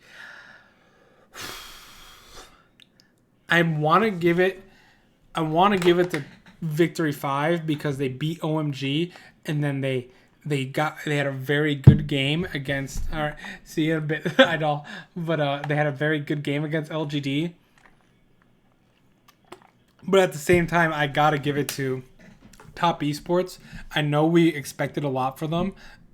But smashing Rogue Warrior, to be fair, the first game against Rogue Warriors, like I said, Rogue Warriors were an auto attack. Those HP bars for LNG, bring that over to the Nexus. Nexus was under 50 HP itself against Top Esports for Rogue Warriors. They absolutely should have won that game. They got CC'd up, unfortunately. They died. They ended up losing the game. And then total tilt next game because they go into invade and then get first blooded on their own invade, lose their flash. That game's over right then and there. They're already tilted from game 1. They're super tilted from game 2. It's not going to happen. But Top wasn't starting Jackie He had actually, I think he was just sick or something like that. Wasn't feeling well. So they did start QQ, and he did good. It wasn't Jackie levels, but I thought he was fair enough. He actually got caught out a lot in the first game, to be honest, but second game he was fine. And then Top comes out. The fact that they just absolutely obliterated JDG and they proved that, because JDG is second, third, they're LPL champions right now, and they're second, third best team in the world. So, they got beat pretty hard. Really, really, really hard at the top. It wasn't even remotely close, to be honest. Both games were just complete blowouts, and unfortunately, I think that's going to be most top games to split. If JDG can't take them down and just gets beat that hard, I don't expect many teams being able to do that. Any big stories? We don't want to talk about Billy. DMO is still really bad. EDG recovered. We talked about that. Let's talk a little bit about E-Star. If you're a fan of E-Star, they won a game against LGD, and they looked much better against LGD than I expected them to. But then they have looked better this season than maybe I gave them their ranking a little too far down, which I believe if I pull up here, where did I rank them? I ranked them as the 12th best team in EU, and Ryan had them at in China, and I had Ryan had them at 11th. Maybe that was a little too strict because they did actually look really good against LGD, who looks like a really good team. But then they beat DMO, but there wasn't really a dominating win against DMO. They kind of had DMO throw to them. So that was a little embarrassing. I don't know. E-Stars, they're probably better than what I had, but they're still just a low tier playoff team at best, in my opinion. Unless I see more consistent improvements. Fun plus Phoenix, they lost to LNG. That was bad. IG finally wins a game after 9 losses in a row. JDG looked really good against Sunning and then really bad against Top. LGD looked solid enough. We talked about LGD is a super team that's actually coming together very well. They're very consistently, and they're working as a whole much better than most super teams early on, and that could propel them actually.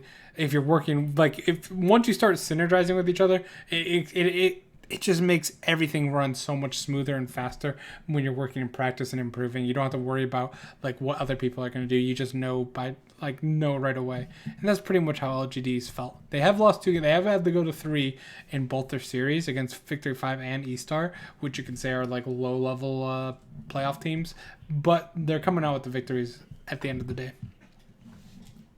Where you have teams you have 3 teams that haven't even won a game yet. OMG looks terrible, like we mentioned before. We already mentioned that. Rogue Warriors are so close. They're good, but they're so close to being really good. RNG, I think that was a hiccup against LNG. I don't think that's the end of the world. Team WE came back strong, beating IG. VG Gaming looked pretty poor. We'll talk about VG Gaming a little bit. They looked really bad against Royal Youth. Royal Never Give Up. The second time I've done that. iBoy had probably one of the worst series I've ever seen from an ADC. He got caught out all the time, just constantly caught out, and it was kind of stunning to see because iBoy's usually pretty much a rock down in bot lane, so seeing him just lose complete control was quite an eye-opener. But yeah, for the most part, Top is undefeated. Billy and Dominius Gaming have not won after 2 series. OMG has won 1 game, but are 1-6, while Rogue is 0-2 after 1 series. Well, but I'd say out of those, I would trust Rogue Warriors the most at the moment. So yeah, right now OMG is complete disappointment. We expected Billy and Rogue Warriors and DMO to be down here. VG Gaming a little disappointing. JD, yeah, really. You have Fun Plus Phoenix, IG, JDG. You have Fun Plus Phoenix, IG, and JDG all out of the playoffs at the moment. I didn't even realize that. If the season ended at the 2 weeks, you have 3 of the teams that I would have in my top 10 possibly for the world not even making playoffs. What the hell? Yeah, what Ryan said though, iBoy and Forge looked abnormally bad. It was, if you want to see really bad play, go watch Forge and iBoy.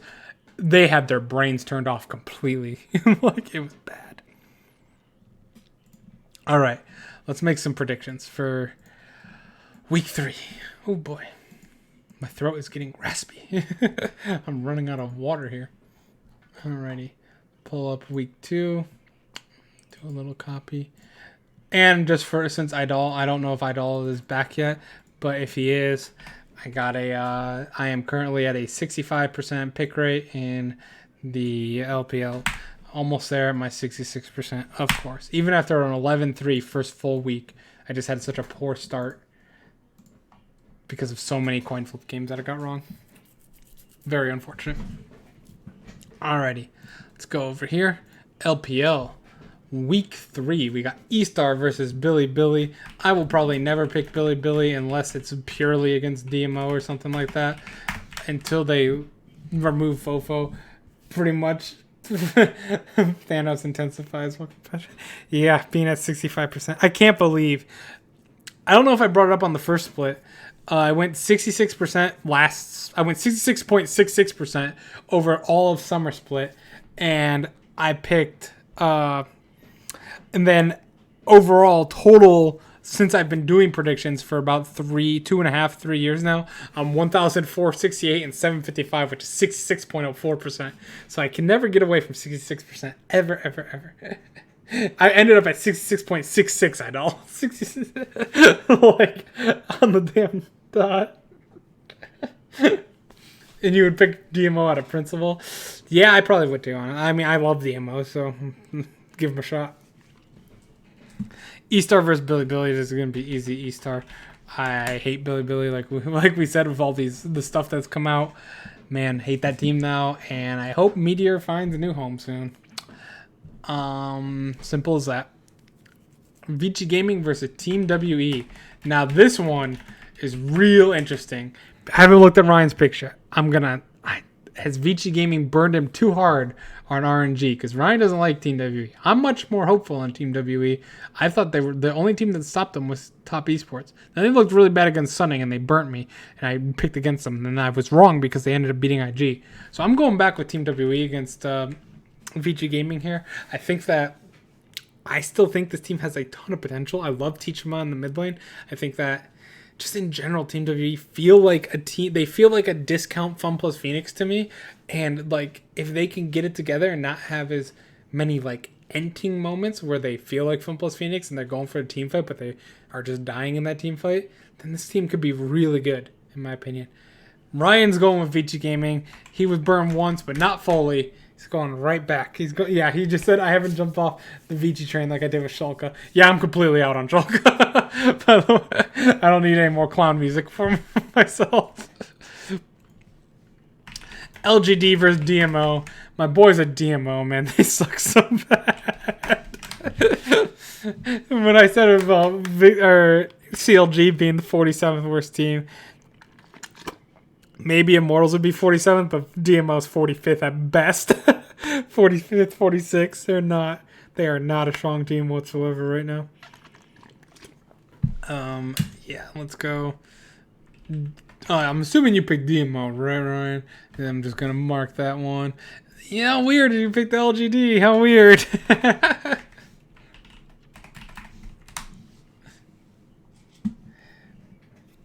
RNG series felt like an anomaly for Vici, and it was versus RNG. Okay, yeah, so you're thinking it was just because it was just flat out terrible play by it was flat out terrible by Fortune Boy. So you think that's not them? They're gonna bounce back, and I'm thinking I'm back on the Team WE train. I really should not have left. That would have given me another win, which would actually put me at over 66%, which I would enjoy being. I'd be at 70% instead. And my predictions for LPL, which would mean 70% at starting out 2-4. Pretty good, by the way.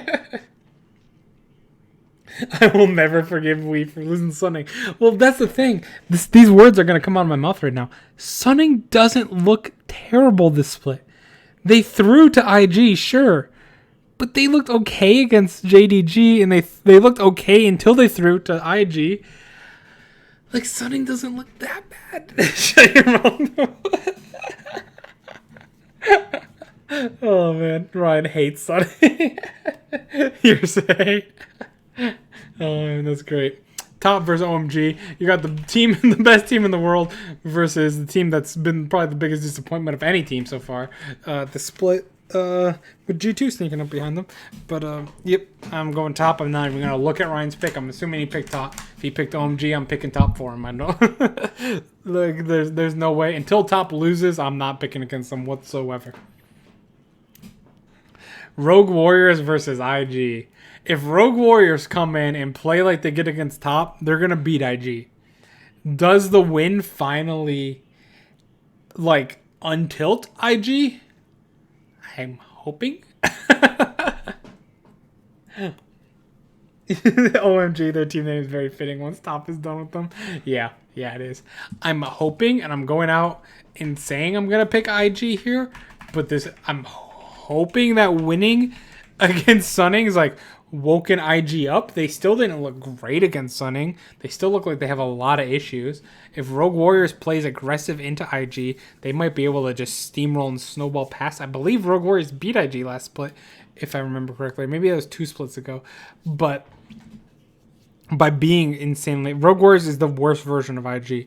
Like that list we talked about last week, where we had like IG, Damwon, we had all those teams on that list that are just so super aggressive. I think Rogue Warriors is going to win. I don't think they're going to win, but I can see it a lot more than I should for a team like IG that should be fighting for a world spot. Also, I kind of just like Rogue Warriors, so maybe I might be overselling them too much. Ryan has IG.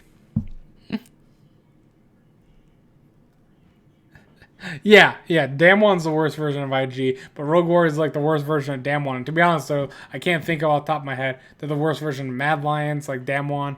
Like there's a whole list there of teams that are just like on the just over the top aggressive.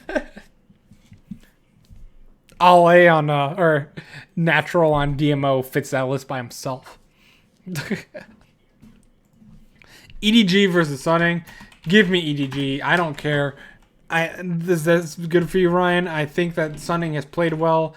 I think EDG just had a little hiccup in game 1. They looked really good against OMG. Maybe OMG is that bad, but I was so disappointed that they actually did. I did pick Team WE to beat EDG, but I was disappointed in the way EDG looked after they had a dominant game 1, and then they just completely fell apart. I expect this team to be fighting for a world spot, so like I need them to play a little better. Play like it. I didn't say I love them. I said they're just playing not bad. They're not playing like normal Sunning. They're playing below average to okay League of Legends, which is much better than what usually Sunning does. V5 versus Billy. Give me V5 all day, every day here. No, I mean, this team is like my new favorite team in the entire freaking world. They are competing with everyone. They're hyper aggressive. They're just a bunch of like rookies having fun. They look clean. And then it's Billy we can't stand. Yeah. Did you watch Sunning versus LNG? Yeah, LNG. That was their worst game of the split. It was one of their only wins. I think they're 1-2. Is Sunning 1-2 or 2-2? Yeah, Sunning's 2-2. One of their 2 wins was actually their worst game. Hey, I picked V5 correctly 2 times a split. I picked DMO over them, but that was my own hubris. Have you been watching V5 look amazing? Sam, no. Ryan, or not Ryan. I know. Sam D is not the carry in that bot lane. It is PP God. PP God is a legend. Just an absolutely legend on that team. And Sam D just benefits from him being set alongside someone that's the number 1 support in the world. Yeah, Sam D's actually looked very well. They're very good as well. PP God is the final form of Big. I still want Big to rotate to ADC and then just have Big PP God as the bot lane. It's my dream bot lane. Oh man, Victory 5. I actually, let alone just like principles alone with Billy, I think Victory 5 is the better team than Billy, and we'll actually beat them outright anyway. RNG versus JDG. Hell yeah, what a game. Is this our number one? Get LEC out of here. Why is LEC here? RNG versus JDG. Yeah, I would say this is our game of the week for sure. We got RNG, who's faltered a little bit against LNG, but I think they can pull it back together. I think, like I said, I really think LNG got some of the luckiest League of Legends I've ever seen in my life. But you take those wins, and it's no fault of LNG. You still got to do the plays to get that luck. And they did. They just benefited so much from it that props to them, man. They beat both teams. But JDG is coming off a just shellacking from Top Esports. They just got completely obliterated. Will that destroy their mental? It is possible. It is very possible. Is RNG already faced? No, this is the first game of the week for both of them. This is the only game of the week for both of them. Give me... Oh, this is tough. I'm going to go JDG. No. RNG is... Betty's performed amazing, by the way. Betty's performed absolutely amazing. Give me... I'm going to go RNG. I'm going to go for the slight upset here. Maybe JDG gets a little rattled. I think that... it's just tough because Zoom, I think, could really bounce back. And Lamau as well. But I'm riding on Betty. I'm running on RNG bouncing back from their LNG loss. And I really like this RNG. Like I said, I would put this... If they would have beaten LNG, I would have tried to find room for RNG in my top 10. I was that impressed with them over their first 2 games to split. And, Ryan also picked RNG. We both got the upset. Neither of us were JDG. We think they're going to lose this game. Though I think this one will be a 2-1 a lot more so than I thought the top JDG one would be. Down with the false champions. No, they're the real champions, Ryan. You can't say they didn't actually win. But damn, the top looks so much better than them. LNG versus E-Star. I think that we got... Does LNG bring it back? Do they keep on winning? Ryan thinks so. Hell yeah, Ryan. You have LNG taking down E-Star. I am going to go with E-Star. I really need to see LNG do it again. There's so much damn RNG in the last 2 games in a row. I can't buy it yet. I need to see them win without having people get out at 50 HP of every early team fight on the snowball. Like, I really think that E-Star should be able to win. But LNG, if LNG can prove by beating E-Star, all of a sudden they don't look like a 17th place team anymore. They look like, well, I never had them 17th. I had DMO 16th and then 17th right away. Once Victory 5 pulled through to be amazing. But if LNG can beat E-Star after taking down Fun Plus Phoenix and RNG, then damn it, I will put them in the playoff contention. Ryan said, I'm banking on me picking LNG will break the streak of their bullshit local. Oh, man. I just think that, the LNG and LGD, I get those confused all the time.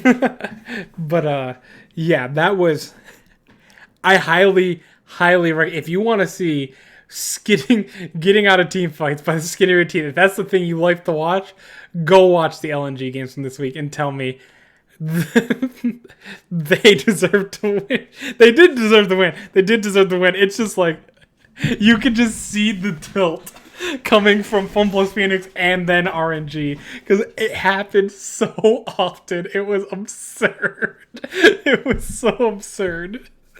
I could not believe my eyes watching those series. Speaking of Fun Plus Phoenix, we do have Fun Plus Phoenix versus Team WE. I think that this is a good one. This is a good game. I like this one. I'm going to go with Fun Plus Phoenix bouncing back, though. I want to pick Team WE, but Team WE has a very difficult lineup where Fun Plus Phoenix, who they face this week? I think we already picked. No, this is the first game. This is the only game for Fun Plus Phoenix this week. Team WWE has to prep for 2 games this week with so they got to split time, and I just don't think. I think Fun Plus Phoenix is the better version of Team WWE, so I think it's a poor matchup in general for them. Chenlon is the new person. Chenlon 13 or Chenlon 17 on LNG instead of Flandre, because Flandre wanted to stay on the team, but LNG's like, now we want to shop you. And then no one bought him, so then he had to awkwardly come back to the team and be like, well, this is awkward now. I can't believe no one picked up Flandre. Even I guess, I guarantee if COVID didn't happen, Flandre would be playing in either the LCK or NA right now. For sure. Shame that he's on the bench. Saturday. OMG. We have so many damn games. OMG versus DMO. Oh.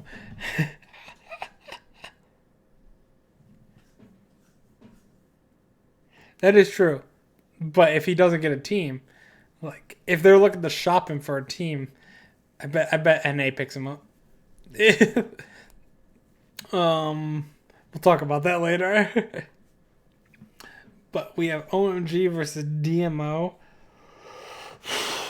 Game of the week here, guys. I'm gonna go OMG. OMG cannot. They cannot lose to DMO. They have top.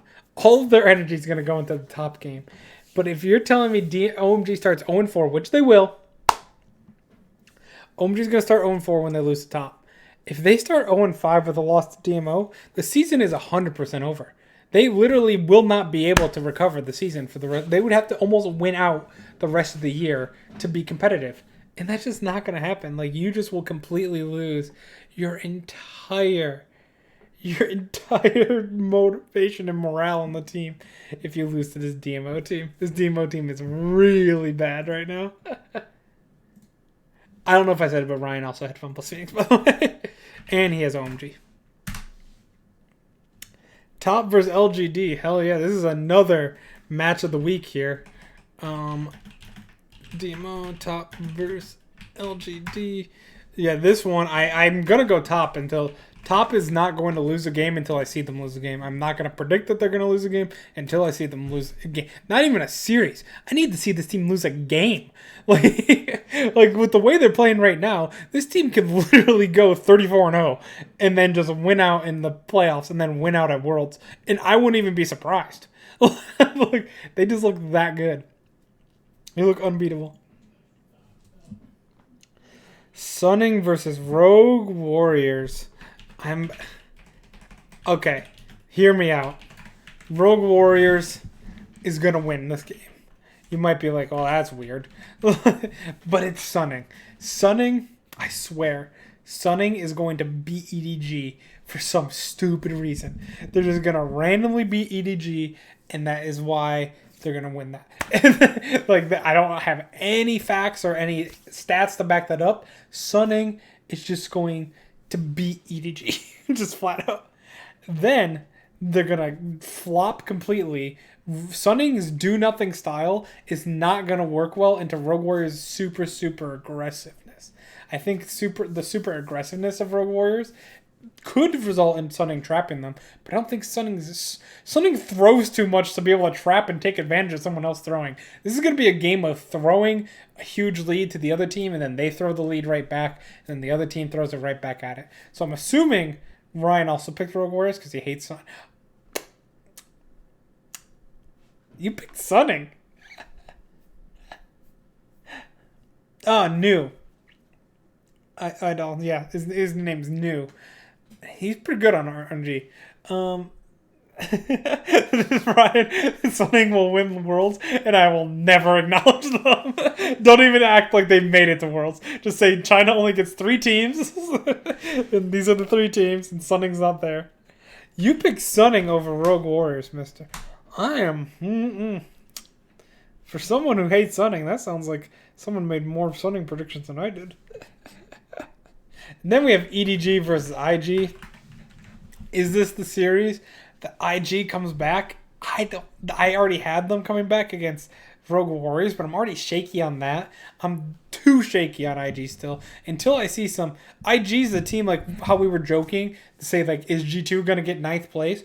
IG is still in my don't trust department or compartment of my head, and I don't trust them to beat EDG. I think EDG, if they stabilized off of that win against OMG and they take down Sunning this in the upcoming week, I think that they'll be just fine and take down IG as well. I think they're too stable for IG to create too much chaos.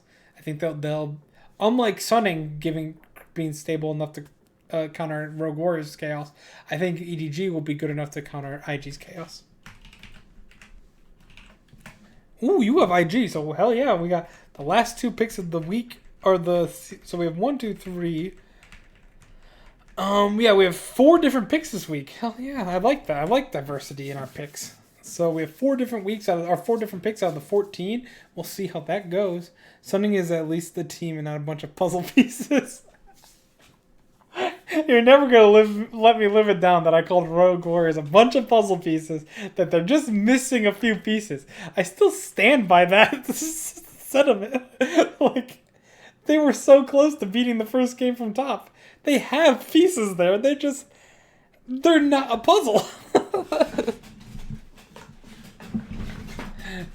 But will not make playoff because they are still the same old SS. Yeah, I don't even think LNG is going to start too strong. I just think they got bailed out.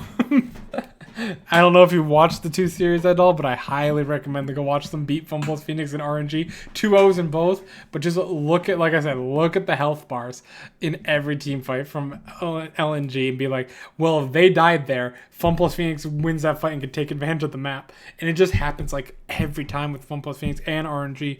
And it's just like that lead just kept snowballing and snowballing because it was so close every single time. So tough. Good on them for winning, like I said, but man, I've never seen a luckier performance.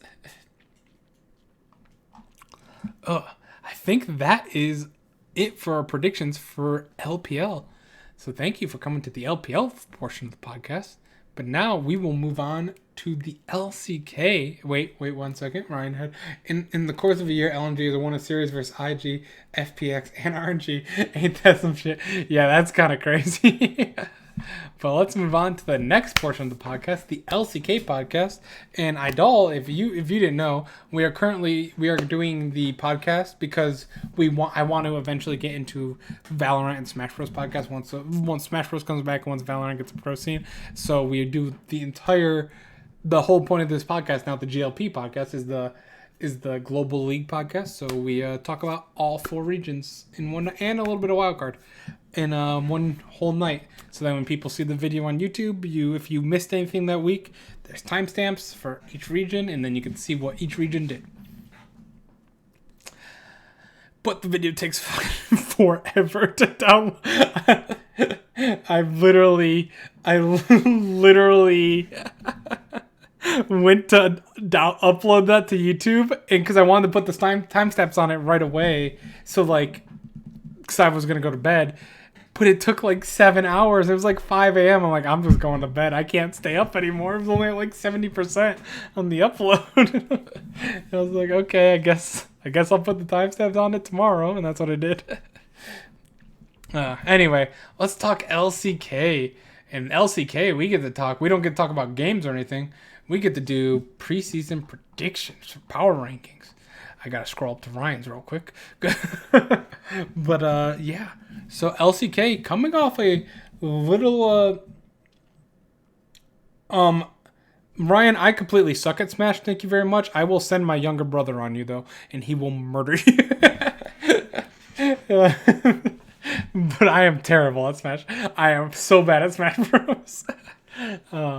Anyway, LCK. They kind of coming off a pretty big defeat at the MSC Cup to the LPL.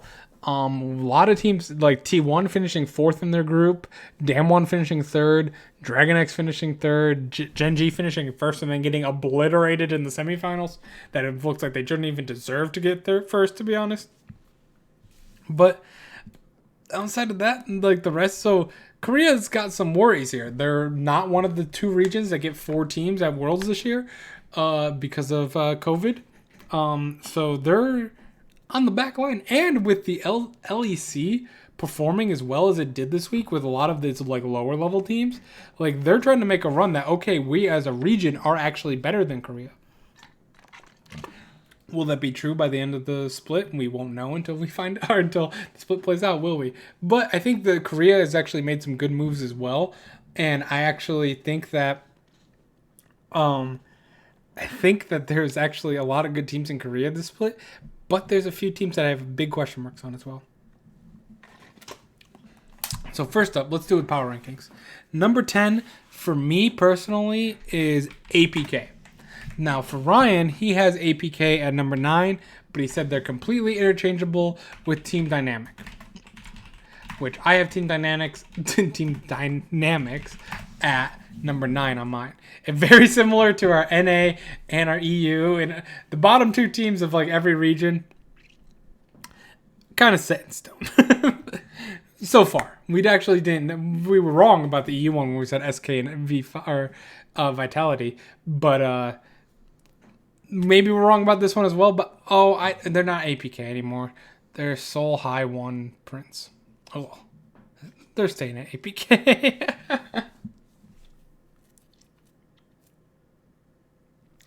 I all said, so just call them Prince. Yeah, I'm just gonna call him Prince. The LCS cast. Yeah, I didn't actually talk about that. I liked it like day one a little bit, and then I was like, oh, I don't like this at all. I didn't realize they were entering the towers and like manually. Like, why? That's just weird. And then they did it wrong, so it made it even worse. Like, I was okay with it the first day, and like the more and more I watched, I was like, I don't like this. I don't like this at all. But oh well, we'll talk about that maybe off cast. NA, step up your production, please. All right, no, I think there's not too much to talk about them here. No, man, it's not doing the thing where it shows. Oh wait, there it is. It's not showing there. So you got Rich on Team Dynamics. He's back in the LCK. They sent out a bunch on sushi. What's APK's roster? They have Mickey redraft. That's why I put him at number 10. Mickey is starting for this team. I just don't like Mickey. I'm going to be honest. I've probably been doing this podcast for 3 years. I have not liked Mickey that much whatsoever. And I mean, he's on the team. So like starting him as the mid laner, cool, I guess.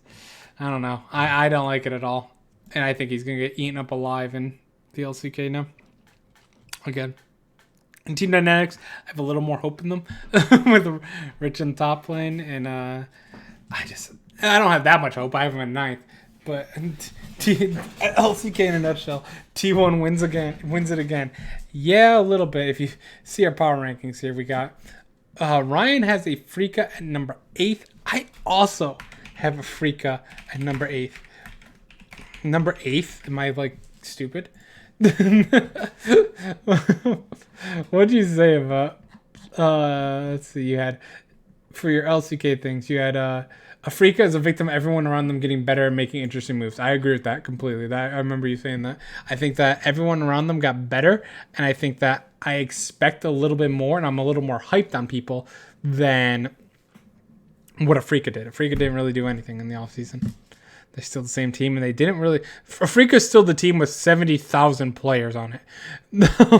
Like, they have substitutes for every position. And, like, actively. Like, they activate the... Genji second, blah, blah, blah. So... You put the bottom because of Kuzan. Just wait, Idol. Yeah.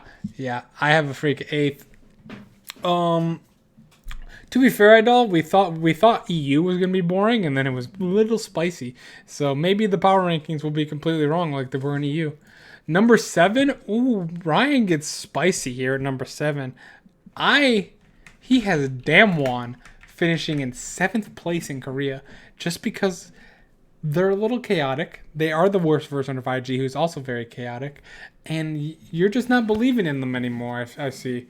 I personally... have Damwon still in 5th place in Korea. So I have them a little bit higher up in the power rankings than you. I'm curious why you have them 7th, if you want to explain. Where I have them in 5th because I like that chaoticness. And on any given day, Damwon can always win. like Damwon can always win on any given day against any team in the world. They also, the issue is with them, they can lose to any team in the world because they only have one option. And that option is just to go straight in and to fight and to just be messy as can be with Nogri and Showmaker. But I actually think having Ghost with the team for a full split instead of having like a Nuclear start out and then Ghost coming in, I think that's going to help the team a lot. I think, yeah, except top. They will never be able to beat top, no matter how good they are. Ryan said it was his reasoning for Damwon being 7th. He has them similar to a Freak with other teams making moves to better themselves so that they can't abuse their solo lane dominance IG light style as much. Okay, that's fair. I just think that having Ghost on the team for a full split hopefully gets them a little more stable in the bot lane. Then you still have Nogri and Showmaker to dominate in the solo lanes, and you just have a little bit of a balance that they were missing at the beginning of the split last year. Because if we remember, they beat KT in the playoffs, and then they got pretty close. I believe who was the person they played? It was DRX. They were really, really close to beating DRX in round 2. So like, I think this team should be okay. I have them number 5 because I think at least one team, in my opinion, made bigger moves to improve. But I think that they're pretty solid. Number 6, Ryan has Sandbox Gaming.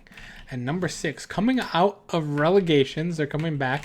I have Sandbox at number 7. The biggest move Sandbox made, which I personally love, and I think I'm really, really, really hoping this succeeds. I wanted to put them higher than 7th. I just couldn't.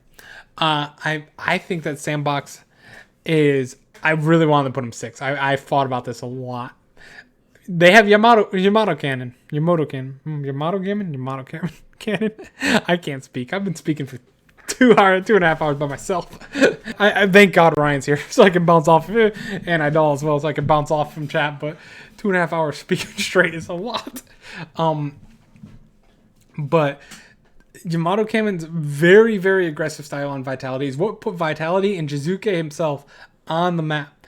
Yamato Cannon, yeah. I don't know. I know how to say it. I just messed it up completely. That's just typical for me too.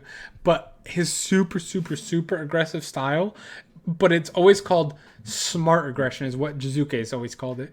Trying to be super aggressive but smart at the same time. And that's the exact style that the LPL has won on, pretty much. For the most part. Sometimes teams like IG won purely off skill checking the entire game. But outside of that, for the most, teams like FunPlus Phoenix do smart aggression. Sandbox does dumb aggression. Really dumb aggression. And they got caught and they got exposed very hard last split, dropping them all the way from being a Worlds contender at the end of Summer Split 2019 to relegations in Spring Split 2020. And they made it back out, but I think Yamato's smart aggression can actually bring this team to a lot higher heights and maybe get them to contend. I don't know if it will be for Worlds, but at least for sure contend for playoffs.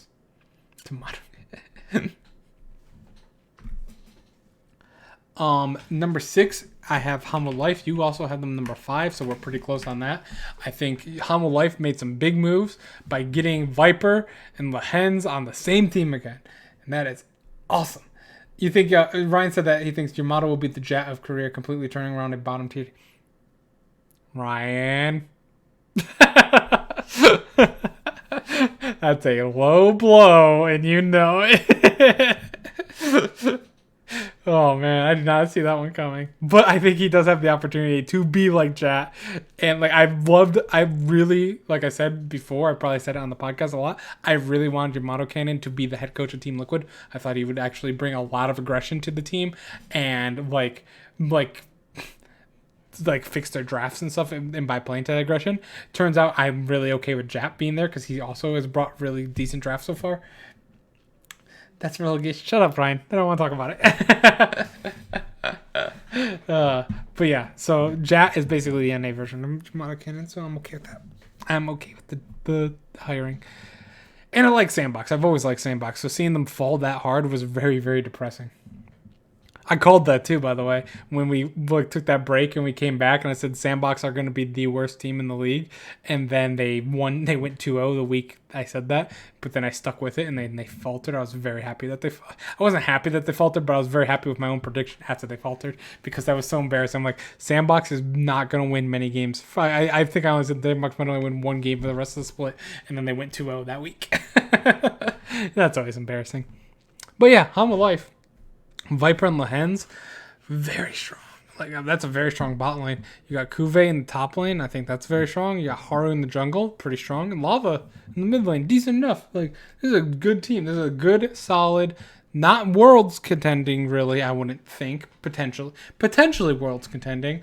But this is a team that can definitely make playoffs, make a threat for worlds if that makes sense. They're a bottom tier playoff team, in my opinion. Hanwha, Sandbox, and Damwon are like the three teams that I expect to be like, obviously not all of them are going to make playoffs, but those are teams that are competing to get that miracle run to make it to Worlds. On the other hand, our top four with me and Ryan are the exact same, not position-wise, but he has KT at number 4, I have KT at number 4, and that is because KT has made some upgrades. They got UCal back in the mid lane, which I really like. They got aiming and Tucson in the bot and support, which is just solid pickups. And they got Smed back in the top lane. I still not a fan of the Bono and Malrang jungle duo, but if this KT to me is the TSM of Korea. They're 4th. They could be higher. Could put them above like Genji or DRX or something like that. But the jungle situation makes it so I can't do it. I can't do it. I can't do it. Malrang will carry? No. Malrang will not carry. Malrang to me is still the only jungler, the worst jungler with Rift Herald that I've ever seen in my life. Worse than solo queue junglers. I had TSM second in power rankings. Yeah, because I thought that you had them 4th. So yeah, well, maybe I think there's stronger teams in Korea as well. Because I think there's 3 really strong teams in Korea. But the 3 strong teams in Korea that we're talking about here, Ryan has Genji number 3. I have them number 2. I want to put DRX at number 2, but I have DRX at number 3. And Ryan has DRX at number 2. And we both have T1, obviously, at number 1. But the only reason that I possibly have Genji above DRX is that every time DRX comes up into a competition with Genji, they lose. Every single time. They're like this much worse. Even though I think DRX is the better team, they always falter. Like at MSC, for example, they were 1 game behind Genji. Like at Worlds, at Spring Split last year or last split, they were just this much behind Genji. Genji looked terrible in best of 5s, which is god awful. But like they're the boring team too. Boring team that will never. But basically, you know, I have Sandbox number 7. I think that's fair. And Holland Life number 6. I'm gonna freak at 8th with you. But yeah, I just think Genji's so boring. Genji's such a boring team, which they are the best boring team. Let's be honest. They are the best boring team in the world. I just think the meta shifted, so you can't win worlds with the best boring team, but you can at least possibly take some games, sure, off people's over-aggression. But there's not much of that. The only teams that are like super over-aggressive in Korea are Dragon X, Damwon, and Sandbox. And Dragon X can compete with you, and Damwon and Sandbox are a tier below you anyway. So I don't think it's going to work out too well for them. I don't think they're going to win LCK the split at all, but they're going to get some wins. I think that they just suffocate the rest of these teams. Like Dynamics, Prince, Freaka, Hanwha Life, they're just going to suffocate them. Okay. Ryan's fair. And then obviously T1 at number 1. Will championing more. No. Stop flaming me. Why does T1 have 100 players on the team? Does anyone else see this? 1, 2, 3, 4, 5, 6, 7, 8, 9, 10, 11, 12, 13, 14, 15, 16, 17, 18, 19 or 19 players or substitutes?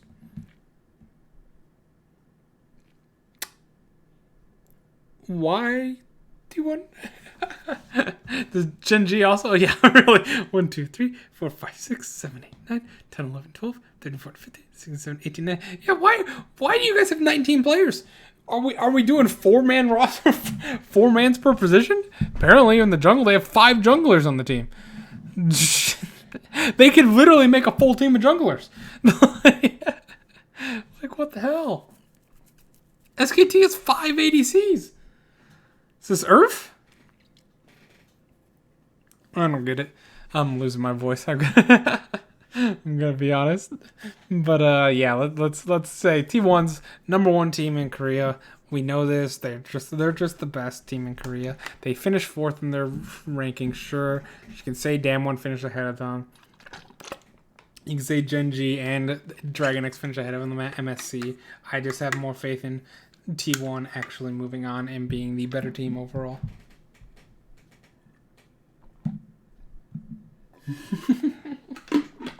Ryan says Immortals and Dig broke out into a cold sweat somewhere seeing all these roster combinations. Seriously. Oh, I'm not gonna. My voice is gonna be gone for the rest of the week. I just, Ryan, just stop working, please, so you can carry some of this podcast without typing it. It's all fine. I didn't think of the consequences of this. I could just feel it right here. I'm like, oh no, that voice is not holding up. Didn't think of the consequences of talking by myself, just me talking for 3 straight hours. Alrighty. Predictions. We did power rankings. Yeah, let's do our predictions now. Yes, let me carry the podcast. Yeah, I know, man. Your Discord, I don't know what was up with your Discord last podcast, but the sound quality on your mic, I don't know what happened. It wasn't even your mic. It was your connection to Discord was bad, which is weird. I was disappointed. I was depressed. It just never got better throughout the podcast. It got better, got worse. Got better, got worse. It never stayed. Alrighty, let's do predictions. Okay, let's pull this up here. Predictions for week 1 of the LCK. Excuse me. Where did my thing go? I don't know. Let's watch little esports. Okay. And then we're gonna go to schedule. And then we're gonna go to Korea. And alright, so game number 1.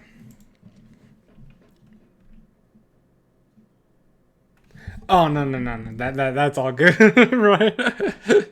Africa versus Sandbox.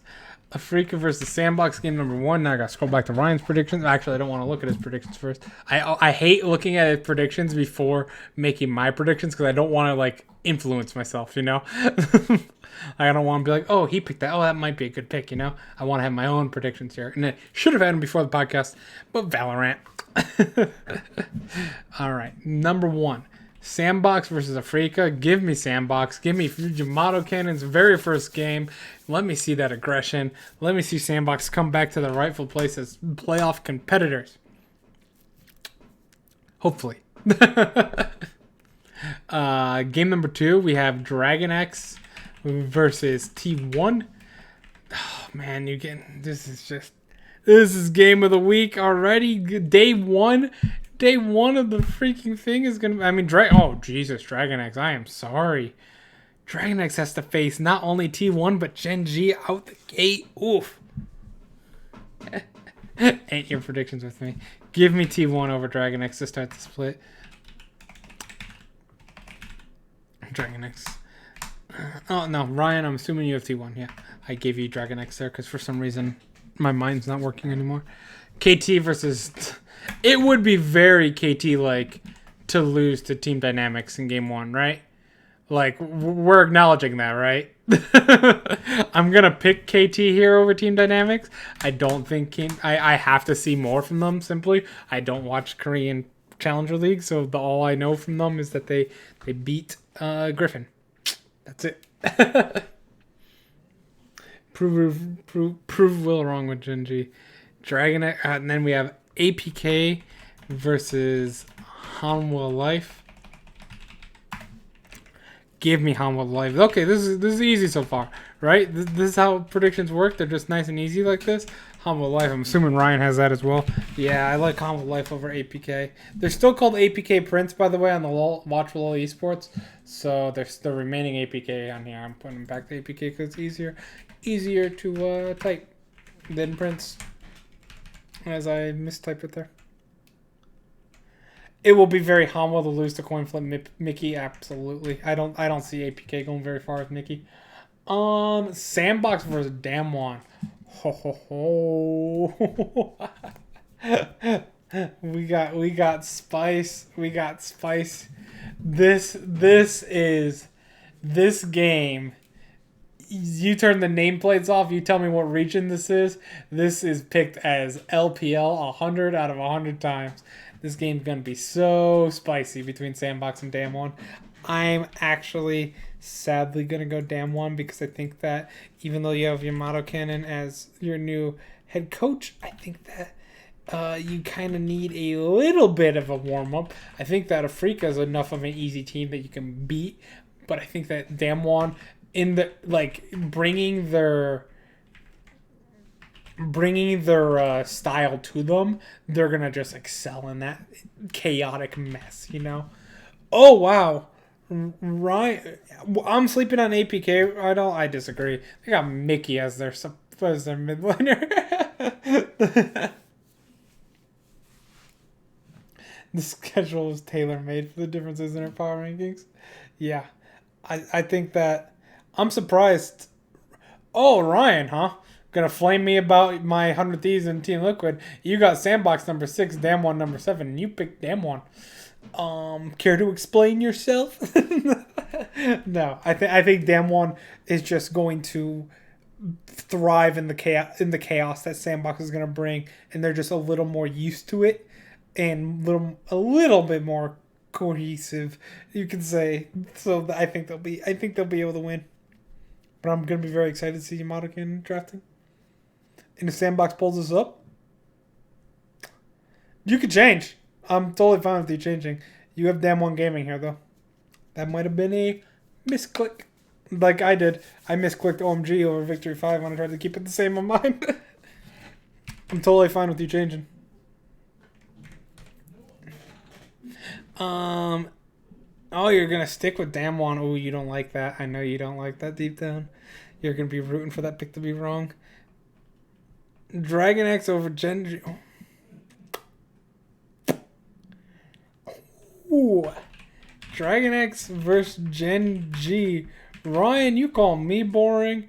You're over here. Oopsies. That's not what I wanted. You are over here picking Genji to take down Dragon X in game number 1. So am I, because until Dragon X can get that little extra, they just need that little bit extra to beat Genji. And apparently Genji's really good at everything except best of 5s. But I'm picking Genji from a pick perspective. I'm picking it from a pick perspective for Genji. I'm going to be rooting for Dragon X in this game because, frankly, I think Dragon X is just such more exciting and such more potential to actually do something at Worlds than Genji. But they just need to get over this hump for me. They just need to pass Genji to officially settle themselves as the second best team in my power rankings for Korea. Afrika versus Team Dynamics. I think that that's going to be. I mean. Afrika, until I gotta see what Team Dynamics can do. I don't actually know, to be honest. I need to see, I need to see them play more. I just haven't seen them, so they're just an unknown factor to me, and they're just new, you know? Sometimes that's good, sometimes it's bad. Okay, gotcha. Ryan said that he, for both Damwon over Sandbox and Genji over DRX, he thinks the DRX and Sandbox are better. He just thinks it's a rough matchup against those teams that they are facing this week. The next game is T1 versus Hanwha. Hanwha does tend to like randomly beat T1 a few times, and T1 sometimes struggles. But I'm gonna stick with T1 until I get a firm grip on how Viper and Lahans are gonna perform again, which I think will be very well for Hanwha Life. I actually do think Hanwha Life. I have them at 6, so I have them just missing the playoffs. But they're being the gatekeepers like they always are. But I think this team has potential to be a top 4 team in Korea. KT, Damwon, Hanwha, and Sandbox, in my opinion, are the teams fighting for that 4th spot. Where I think a Freak, you could throw a Freak in there as well. To be honest, I think there's a 5-team race for 2 playoffs, the bottom 2 playoff spots, where Team Dynamics and APK. Who knows? We'll see. Apparently, according to Idol, we're sleeping on APK. I'd like to be proven wrong, but I don't really think so. Maybe I'm wrong though. I've been wrong plenty of times before, hundreds of times, you could say. KT versus Gen G. Let's see. I'm going to go Gen G here, and I'm going to go Damwon. You're also going Damwon. Okay, so KT versus Gen G. I think give KT a little bit to synergize with each other. I think Gen G just suffocates pretty much anyone who's not in the top 3. So, like, I think that if DRX can... Basically, I think Gen G can suffocate anyone that's not T1.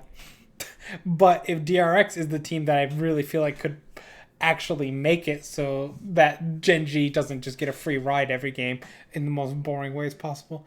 You've been wrong roughly 34% of the time. Yep, that is true. Yeah.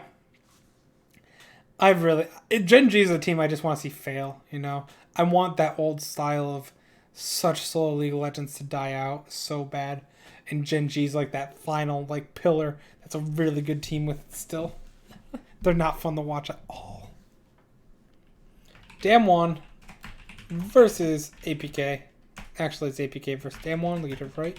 Versus Damwon. I'm going Damwon. I don't trust. If Showmaker can't just pop off against Mickey, maybe I need to rethink this team. Maybe put him down to 7th with Ryan or 8th or 9th. Yeah, they absolutely are. I would mostly say Origin is the EU version of Gen G. But yeah, I get your point. Get it out of here. Damwon really needs to beat APK. If Showmaker's not popping off against Mickey, I don't know what in the world's happening with the world. That should be predictions, though. It's not. You can't do as much like detail, I guess, because it's still just preseason. So we're just getting the first week, so we don't have any weeks to back off of. But I think that was a little short as well for the LCK, so I'm sorry about that. But my voice is failing me. With that being said, let's do our wildcard.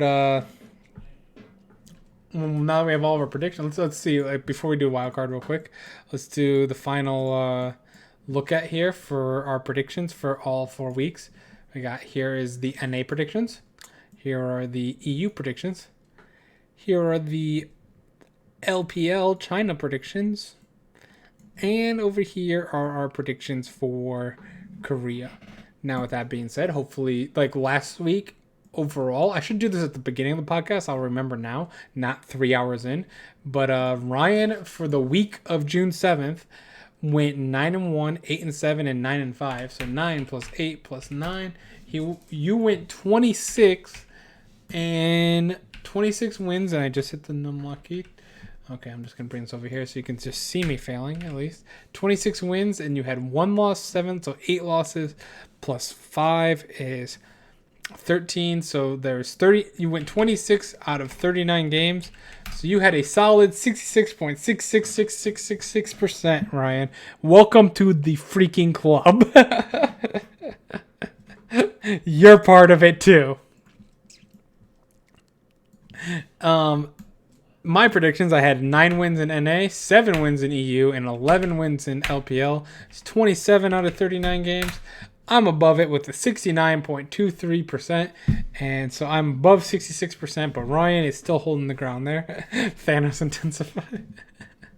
So we did a 69% pick rate last week and a 66% for Ryan. Very solid. That's basically, I always want to be 66% or above pretty much. So if we can keep that up, even with a week like this in EU where I went 7-8, which is a measly 46% pick rate, we can keep that up. I feel like we're doing good, and you can believe us when we make predictions on things for the most part, except when it's about SO4. SO4 was three of my 12 losses. So 25% of my losses were predicting SO4 out of all my predictions last week. Embarrassing. Alrighty, now let's go over to the wild card. Quick rundown. We got, let's do the CB LOL. Nope, that's stock price. CB LOL. I don't want spring, I want 2020 season. Split 2 season. Okay, so real quick, how did CB LOL face off? I actually didn't want to get for being honorable, but my believing in Beachy. Yep. VK actually came back and beat Prodigy, which was good for me. Beat Santos. Wow, Santos, the new team in Brazil, is actually 4-0 with Kaboom being 3-1, Pain being 3-1. Ents falls to 2-2 after being 2-0. Predicted that. Flamingo, Fura, 1-3. Flamingo's 1-3. That's embarrassing. 1-3, 1-3. Only a few games out of first or second at least. Only 2 games out, but that's not so great. This upcoming week we have Santos is going against 2 1-3 teams, so they have a very good potential to start the season 6-0. God damn, who's on Santos? Jackpot, Rainbow. Okay, I don't know many. I know Rainbow, and I know Jackpot, but that's it. Interesting. So, CB LOL getting a little bit spicy here with a brand new team. Maybe we'll see them at Worlds. Maybe Kaboom will come back and take Worlds again like they usually do. INTZ, I hope they fail because they suck at Worlds all the time. Ents, I know it's INTZ, but I'm always calling them Ents after MSI, where they looked so bad at MSI. They're always Ents to me. The LCL, I don't believe has started yet. I really should look at this before I start. But summer split is June 20th. So they actually start this Saturday. So they have the game up here? Nope. Cool. Sometimes these wildcard regions, you get that. Summer season for the LJL. We had week 1 go through with Crest Gaming at 2-0. Detonation Focus Me dropping the game to Sengoku Gaming. Hell, good for Sengoku. Bad for Detonation Focus Me. But V3 still coming in strong. We got Rascal at 0-2. Burning Core just a disappointment after the first split that I had been watching them. And Axis again at 0-2. Axis and Rascal Jester are usually at the bottom of the table. But Axis has the amazing logo. Look at that little narwhal. Look how happy he is. And Rascal Jester's pretty cool too, But look at the happy little narwhal. Sengoku, aka Japanese Wukong. Yeah. And then you have the SoftBanks Hawks Fukoku Gaming. Hate that name. It's way too long of a name. But yeah, good start out for 3 teams in the LJL. We'll see this Saturday how they perform when we go over the rankings for next week. LLA, did you guys start yet? I'm really excited if All Knights makes playoff. I've always liked All Knights. They start next week. Hell yeah. Isurus is cool and all, but give me All Knight. Give me the Chile team. There's 2 Chile teams, actually.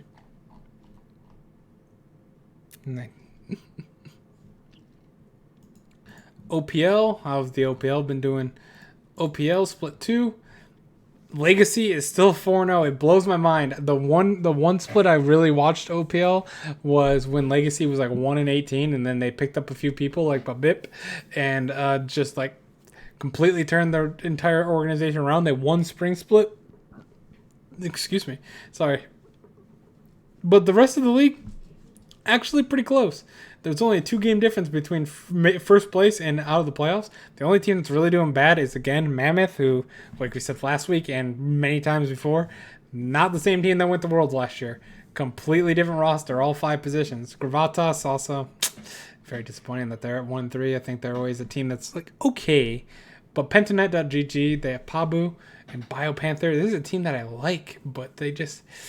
2-2 with 2 losses this week is very disappointing because I think I picked them to win both games against. Yeah, I picked them to win both, so I lost that. I'm gonna have to look at my strafe thing for these. I should probably bring it up on stream. Maybe next week we'll do that. I'll bring it up on stream so you can actually see what my predictions are for these wildcard games. The PCS starts next week. All right, so we got a lot of leagues starting next week. So that means we'll have actually every week starting, or every league starting by next week, as long as VCS is starting. Because we already have 1907 Fenerbahce beating Supermassive in the first game.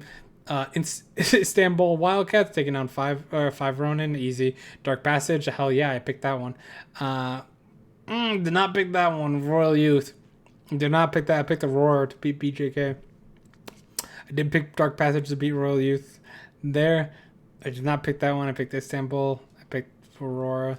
Supermassive lost to 5 Ronin. Are you serious? What is you still have Xenot and Snowflower and Balulu and Armut.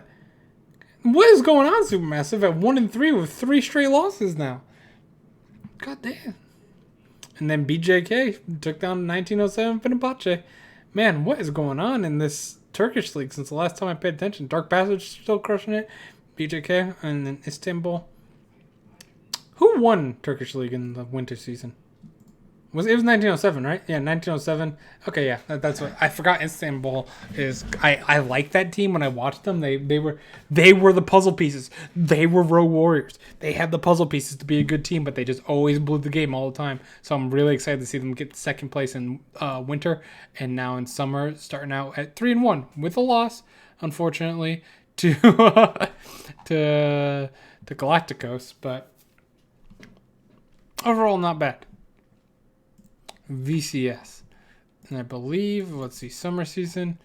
Their summer season is June 19th. Hell yeah, we don't have any games, but every single wild card will be starting this week. So we have tons of league to cover throughout every week from now on.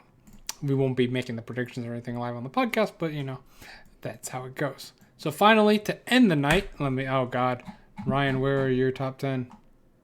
Did you have a top 10? There it is. I found it. Okay.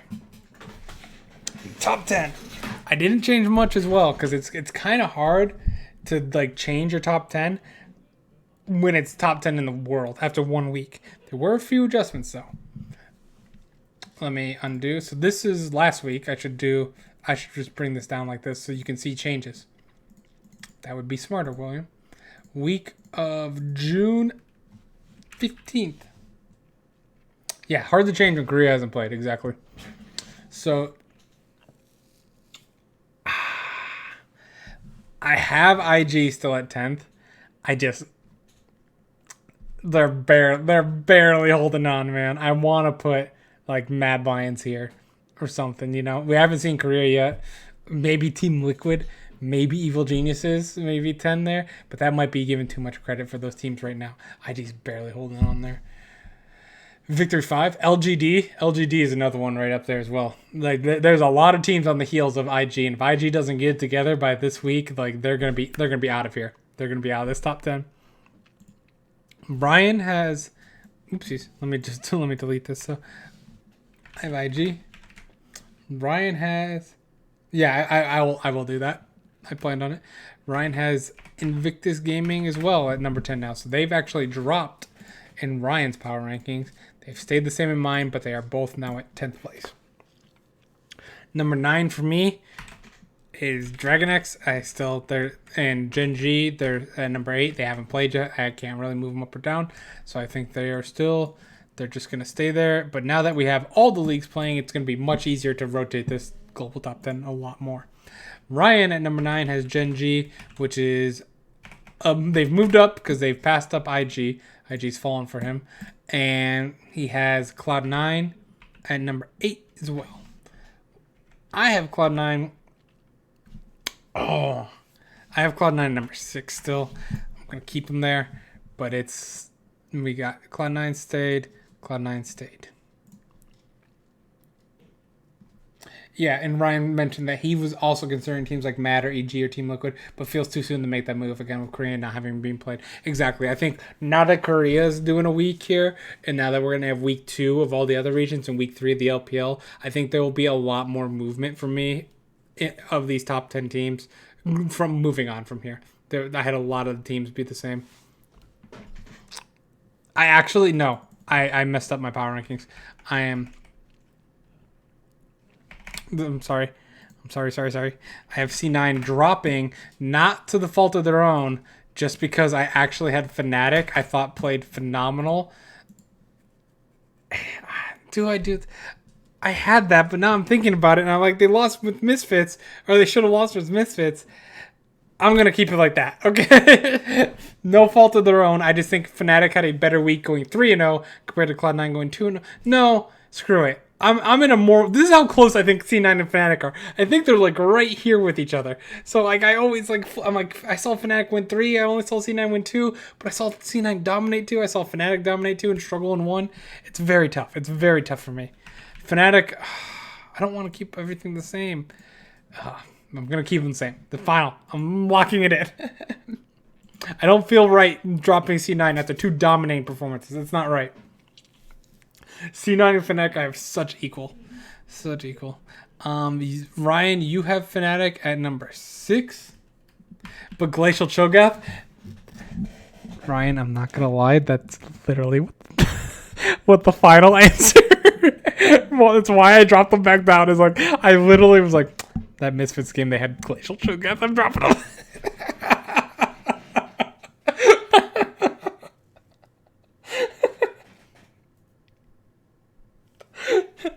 Oh, it's so sad, but that's that they're like right here. Glacial Cho'Gath went right there. You actually have Fnatic moving on up. You had them number 7 last week. You have them number 6 this week. Your number 7 team, you have dropped G2 all the way to number 7. I think that is very fair for you had them previously at number 5. They've dropped 2 spots. So petty. It is. It's very petty. Number 5 for me is G2. I did G3, the new team. No, I have also dropped G2 in my rankings. These 6 stayed the same. It was really hard, like I said. Fnatic and C9 both won all their games. IG lost some games, but then Gen G and Dragon X didn't play. So I'm like, I don't know where to move any of these people. But G2, I'm definitely dropping down right now. If they start losing even more, like they get the 1 week pass because they're G2 basically. If they start losing more, they will drop below C9 and Fnatic, which I might get us flame for putting G2 below C9, but they will deserve it at that point, you know? There's nothing to say. If they start the season 1-4 or 2-3 even, yeah, they're gonna drop. You had DRX as your number 5 team. I've already shown my number. So you actually had DRX move up because you had them past G2. So you had G2 drop below DRX and Fnatic. DRX gets the luckiness of G2 faltering for you. So DRX just gets to move up the standings because of that. Number 4 for me is Fun Plus Phoenix, because Fun Plus Phoenix actually losing to LNG. I have to punish you somewhere. I know it felt unlucky, but I really got to punish them somewhere for losing to LNG. You can't just stay in the top 3 in the world and lose to LNG. You know what I mean? You got to be at least a little punished for it. So unfortunately, they dropped there. Your number 4 team is Fun Plus Phoenix, which you had them at number 3 before. So you've actually dropped Fun Plus Phoenix as well. Your number 3 team is JDG, who's actually moved up even after getting obliterated by Top Esports. That's nice. I actually have JDG as number 2 still. I did not move them for that Top Esports loss. It's not good look, but I think Top Esports is just that good in general. So you moved JDG up. I have T1 as the number 3 team. They've moved up by default because of Fun Plus Phoenix losing. You have T1 as your number 2 team, which stays the same. And then finally, of course, we have top Number one, I will be stunned the day that top falls out of my top number one and my global top 10 will be a very, very stunning day for me. And Ryan said, G2 lost to Origin, who stylistically should have advantage over, and then got gives my fidelity. Even with the good winners, I took everything for me not to move C9 above them. Oh, I bet. I mean, I got them. I got C9 just inching right ahead of them as well. I want to put Fnatic there as well, but that look at what that did. Their coach, by putting Glacial Augment Cho'Gath, knocked Fnatic out of 5th in my power rankings down to 7th. Maybe don't put Glacial Augment Cho'Gath. Oh, man. And right, insane about fun losing. JG moved up the same way. Gen G and DRX moved up by the team above them losing. Yeah, you just lose. I mean, like I said, I fully am on the board with saying that LNG, that was the luckiest week of their life. But you still got to be punished somewhere. There has to be some consequences to Fun Plus Phoenix at that point, and it's in the power rankings. It's in going from 3rd to 4th best team in the world. Totally okay. They'll totally be fine. The issue is, not are they their 4th best team in the world, they're 3rd best team in the region in rankings wise. They're not even in playoffs technically right now in the region, because there's a lot of teams. There's a lot of Chinese teams here just gnawing at that like 11, 12, 13, 14 spot. Like, I mean, there's a few NA teams, a few EU teams. We got a lot of good teams this week that I'm very excited to see if they continue being good. We'll see some fresh faces in this top 10. But for the most part, I only had one team go up, 2 teams go down, and I had everything stay the same. You had 2 teams go down, and you had 3 teams go down, and 4 teams move up because of 3 teams going down. So for the most part, you had a little bit more movement than me, but for the most part, it was similar. They're still very similar ranking-wise in general. But that's what the global top 10, I think that is it for the podcast. That's a 3-hour podcast solo. Hell yeah. I'm pretty excited about that. G lose Vitality, DX, IG lose and team looks bad. G goes up, Fun Plus Phoenix loses LNG, G goes up. I call them being a tier below top. Yeah, I literally have JDG as the number 2 team in the world. I think they're a tier below top. Like, these are S plus teams. Like, all of these teams in here, I would give an S plus, probably outside of IG. Like, I'd give them an S plus rating. Top is an S plus plus. If you could do that, you could give it to top. So, with that being said, I think we will be done with today's podcast. Thank you guys for coming to watch. Thank you, Idol, for being here. Thank you, Ryan, for being here via typing. I think it's pretty nice. I think we went through a lot of predictions, and I'm really excited to see how the LCK plays out now. And I'm excited to see EU especially, and LPL if the craziness continues. And also in the LCS, I'm kind of curious to see if we're on point with this league, and if this league is going to be predictable this year for the first time in the 3 years of me doing this. LCS has always been my weakest region, even though it's the region I know the most about, because it's so chaotic and just it's such a clump, all the time. You'd love to see a best of 5 with T1 versus T1 versus top would be a very interesting best of 5 for sure. And I think, like I said, that will be all. Thank you guys for coming to watch, and I will see you guys next Sunday to see if our predictions are just like, I'd say 69 and 66% are pretty good. So let's see if we can keep that up, Ryan. See if we can continue consistently be above 66% throughout the whole, for every week in all regions. So we'll find out. Thanks you guys for coming to watch, and I'll see you next Sunday. Good night.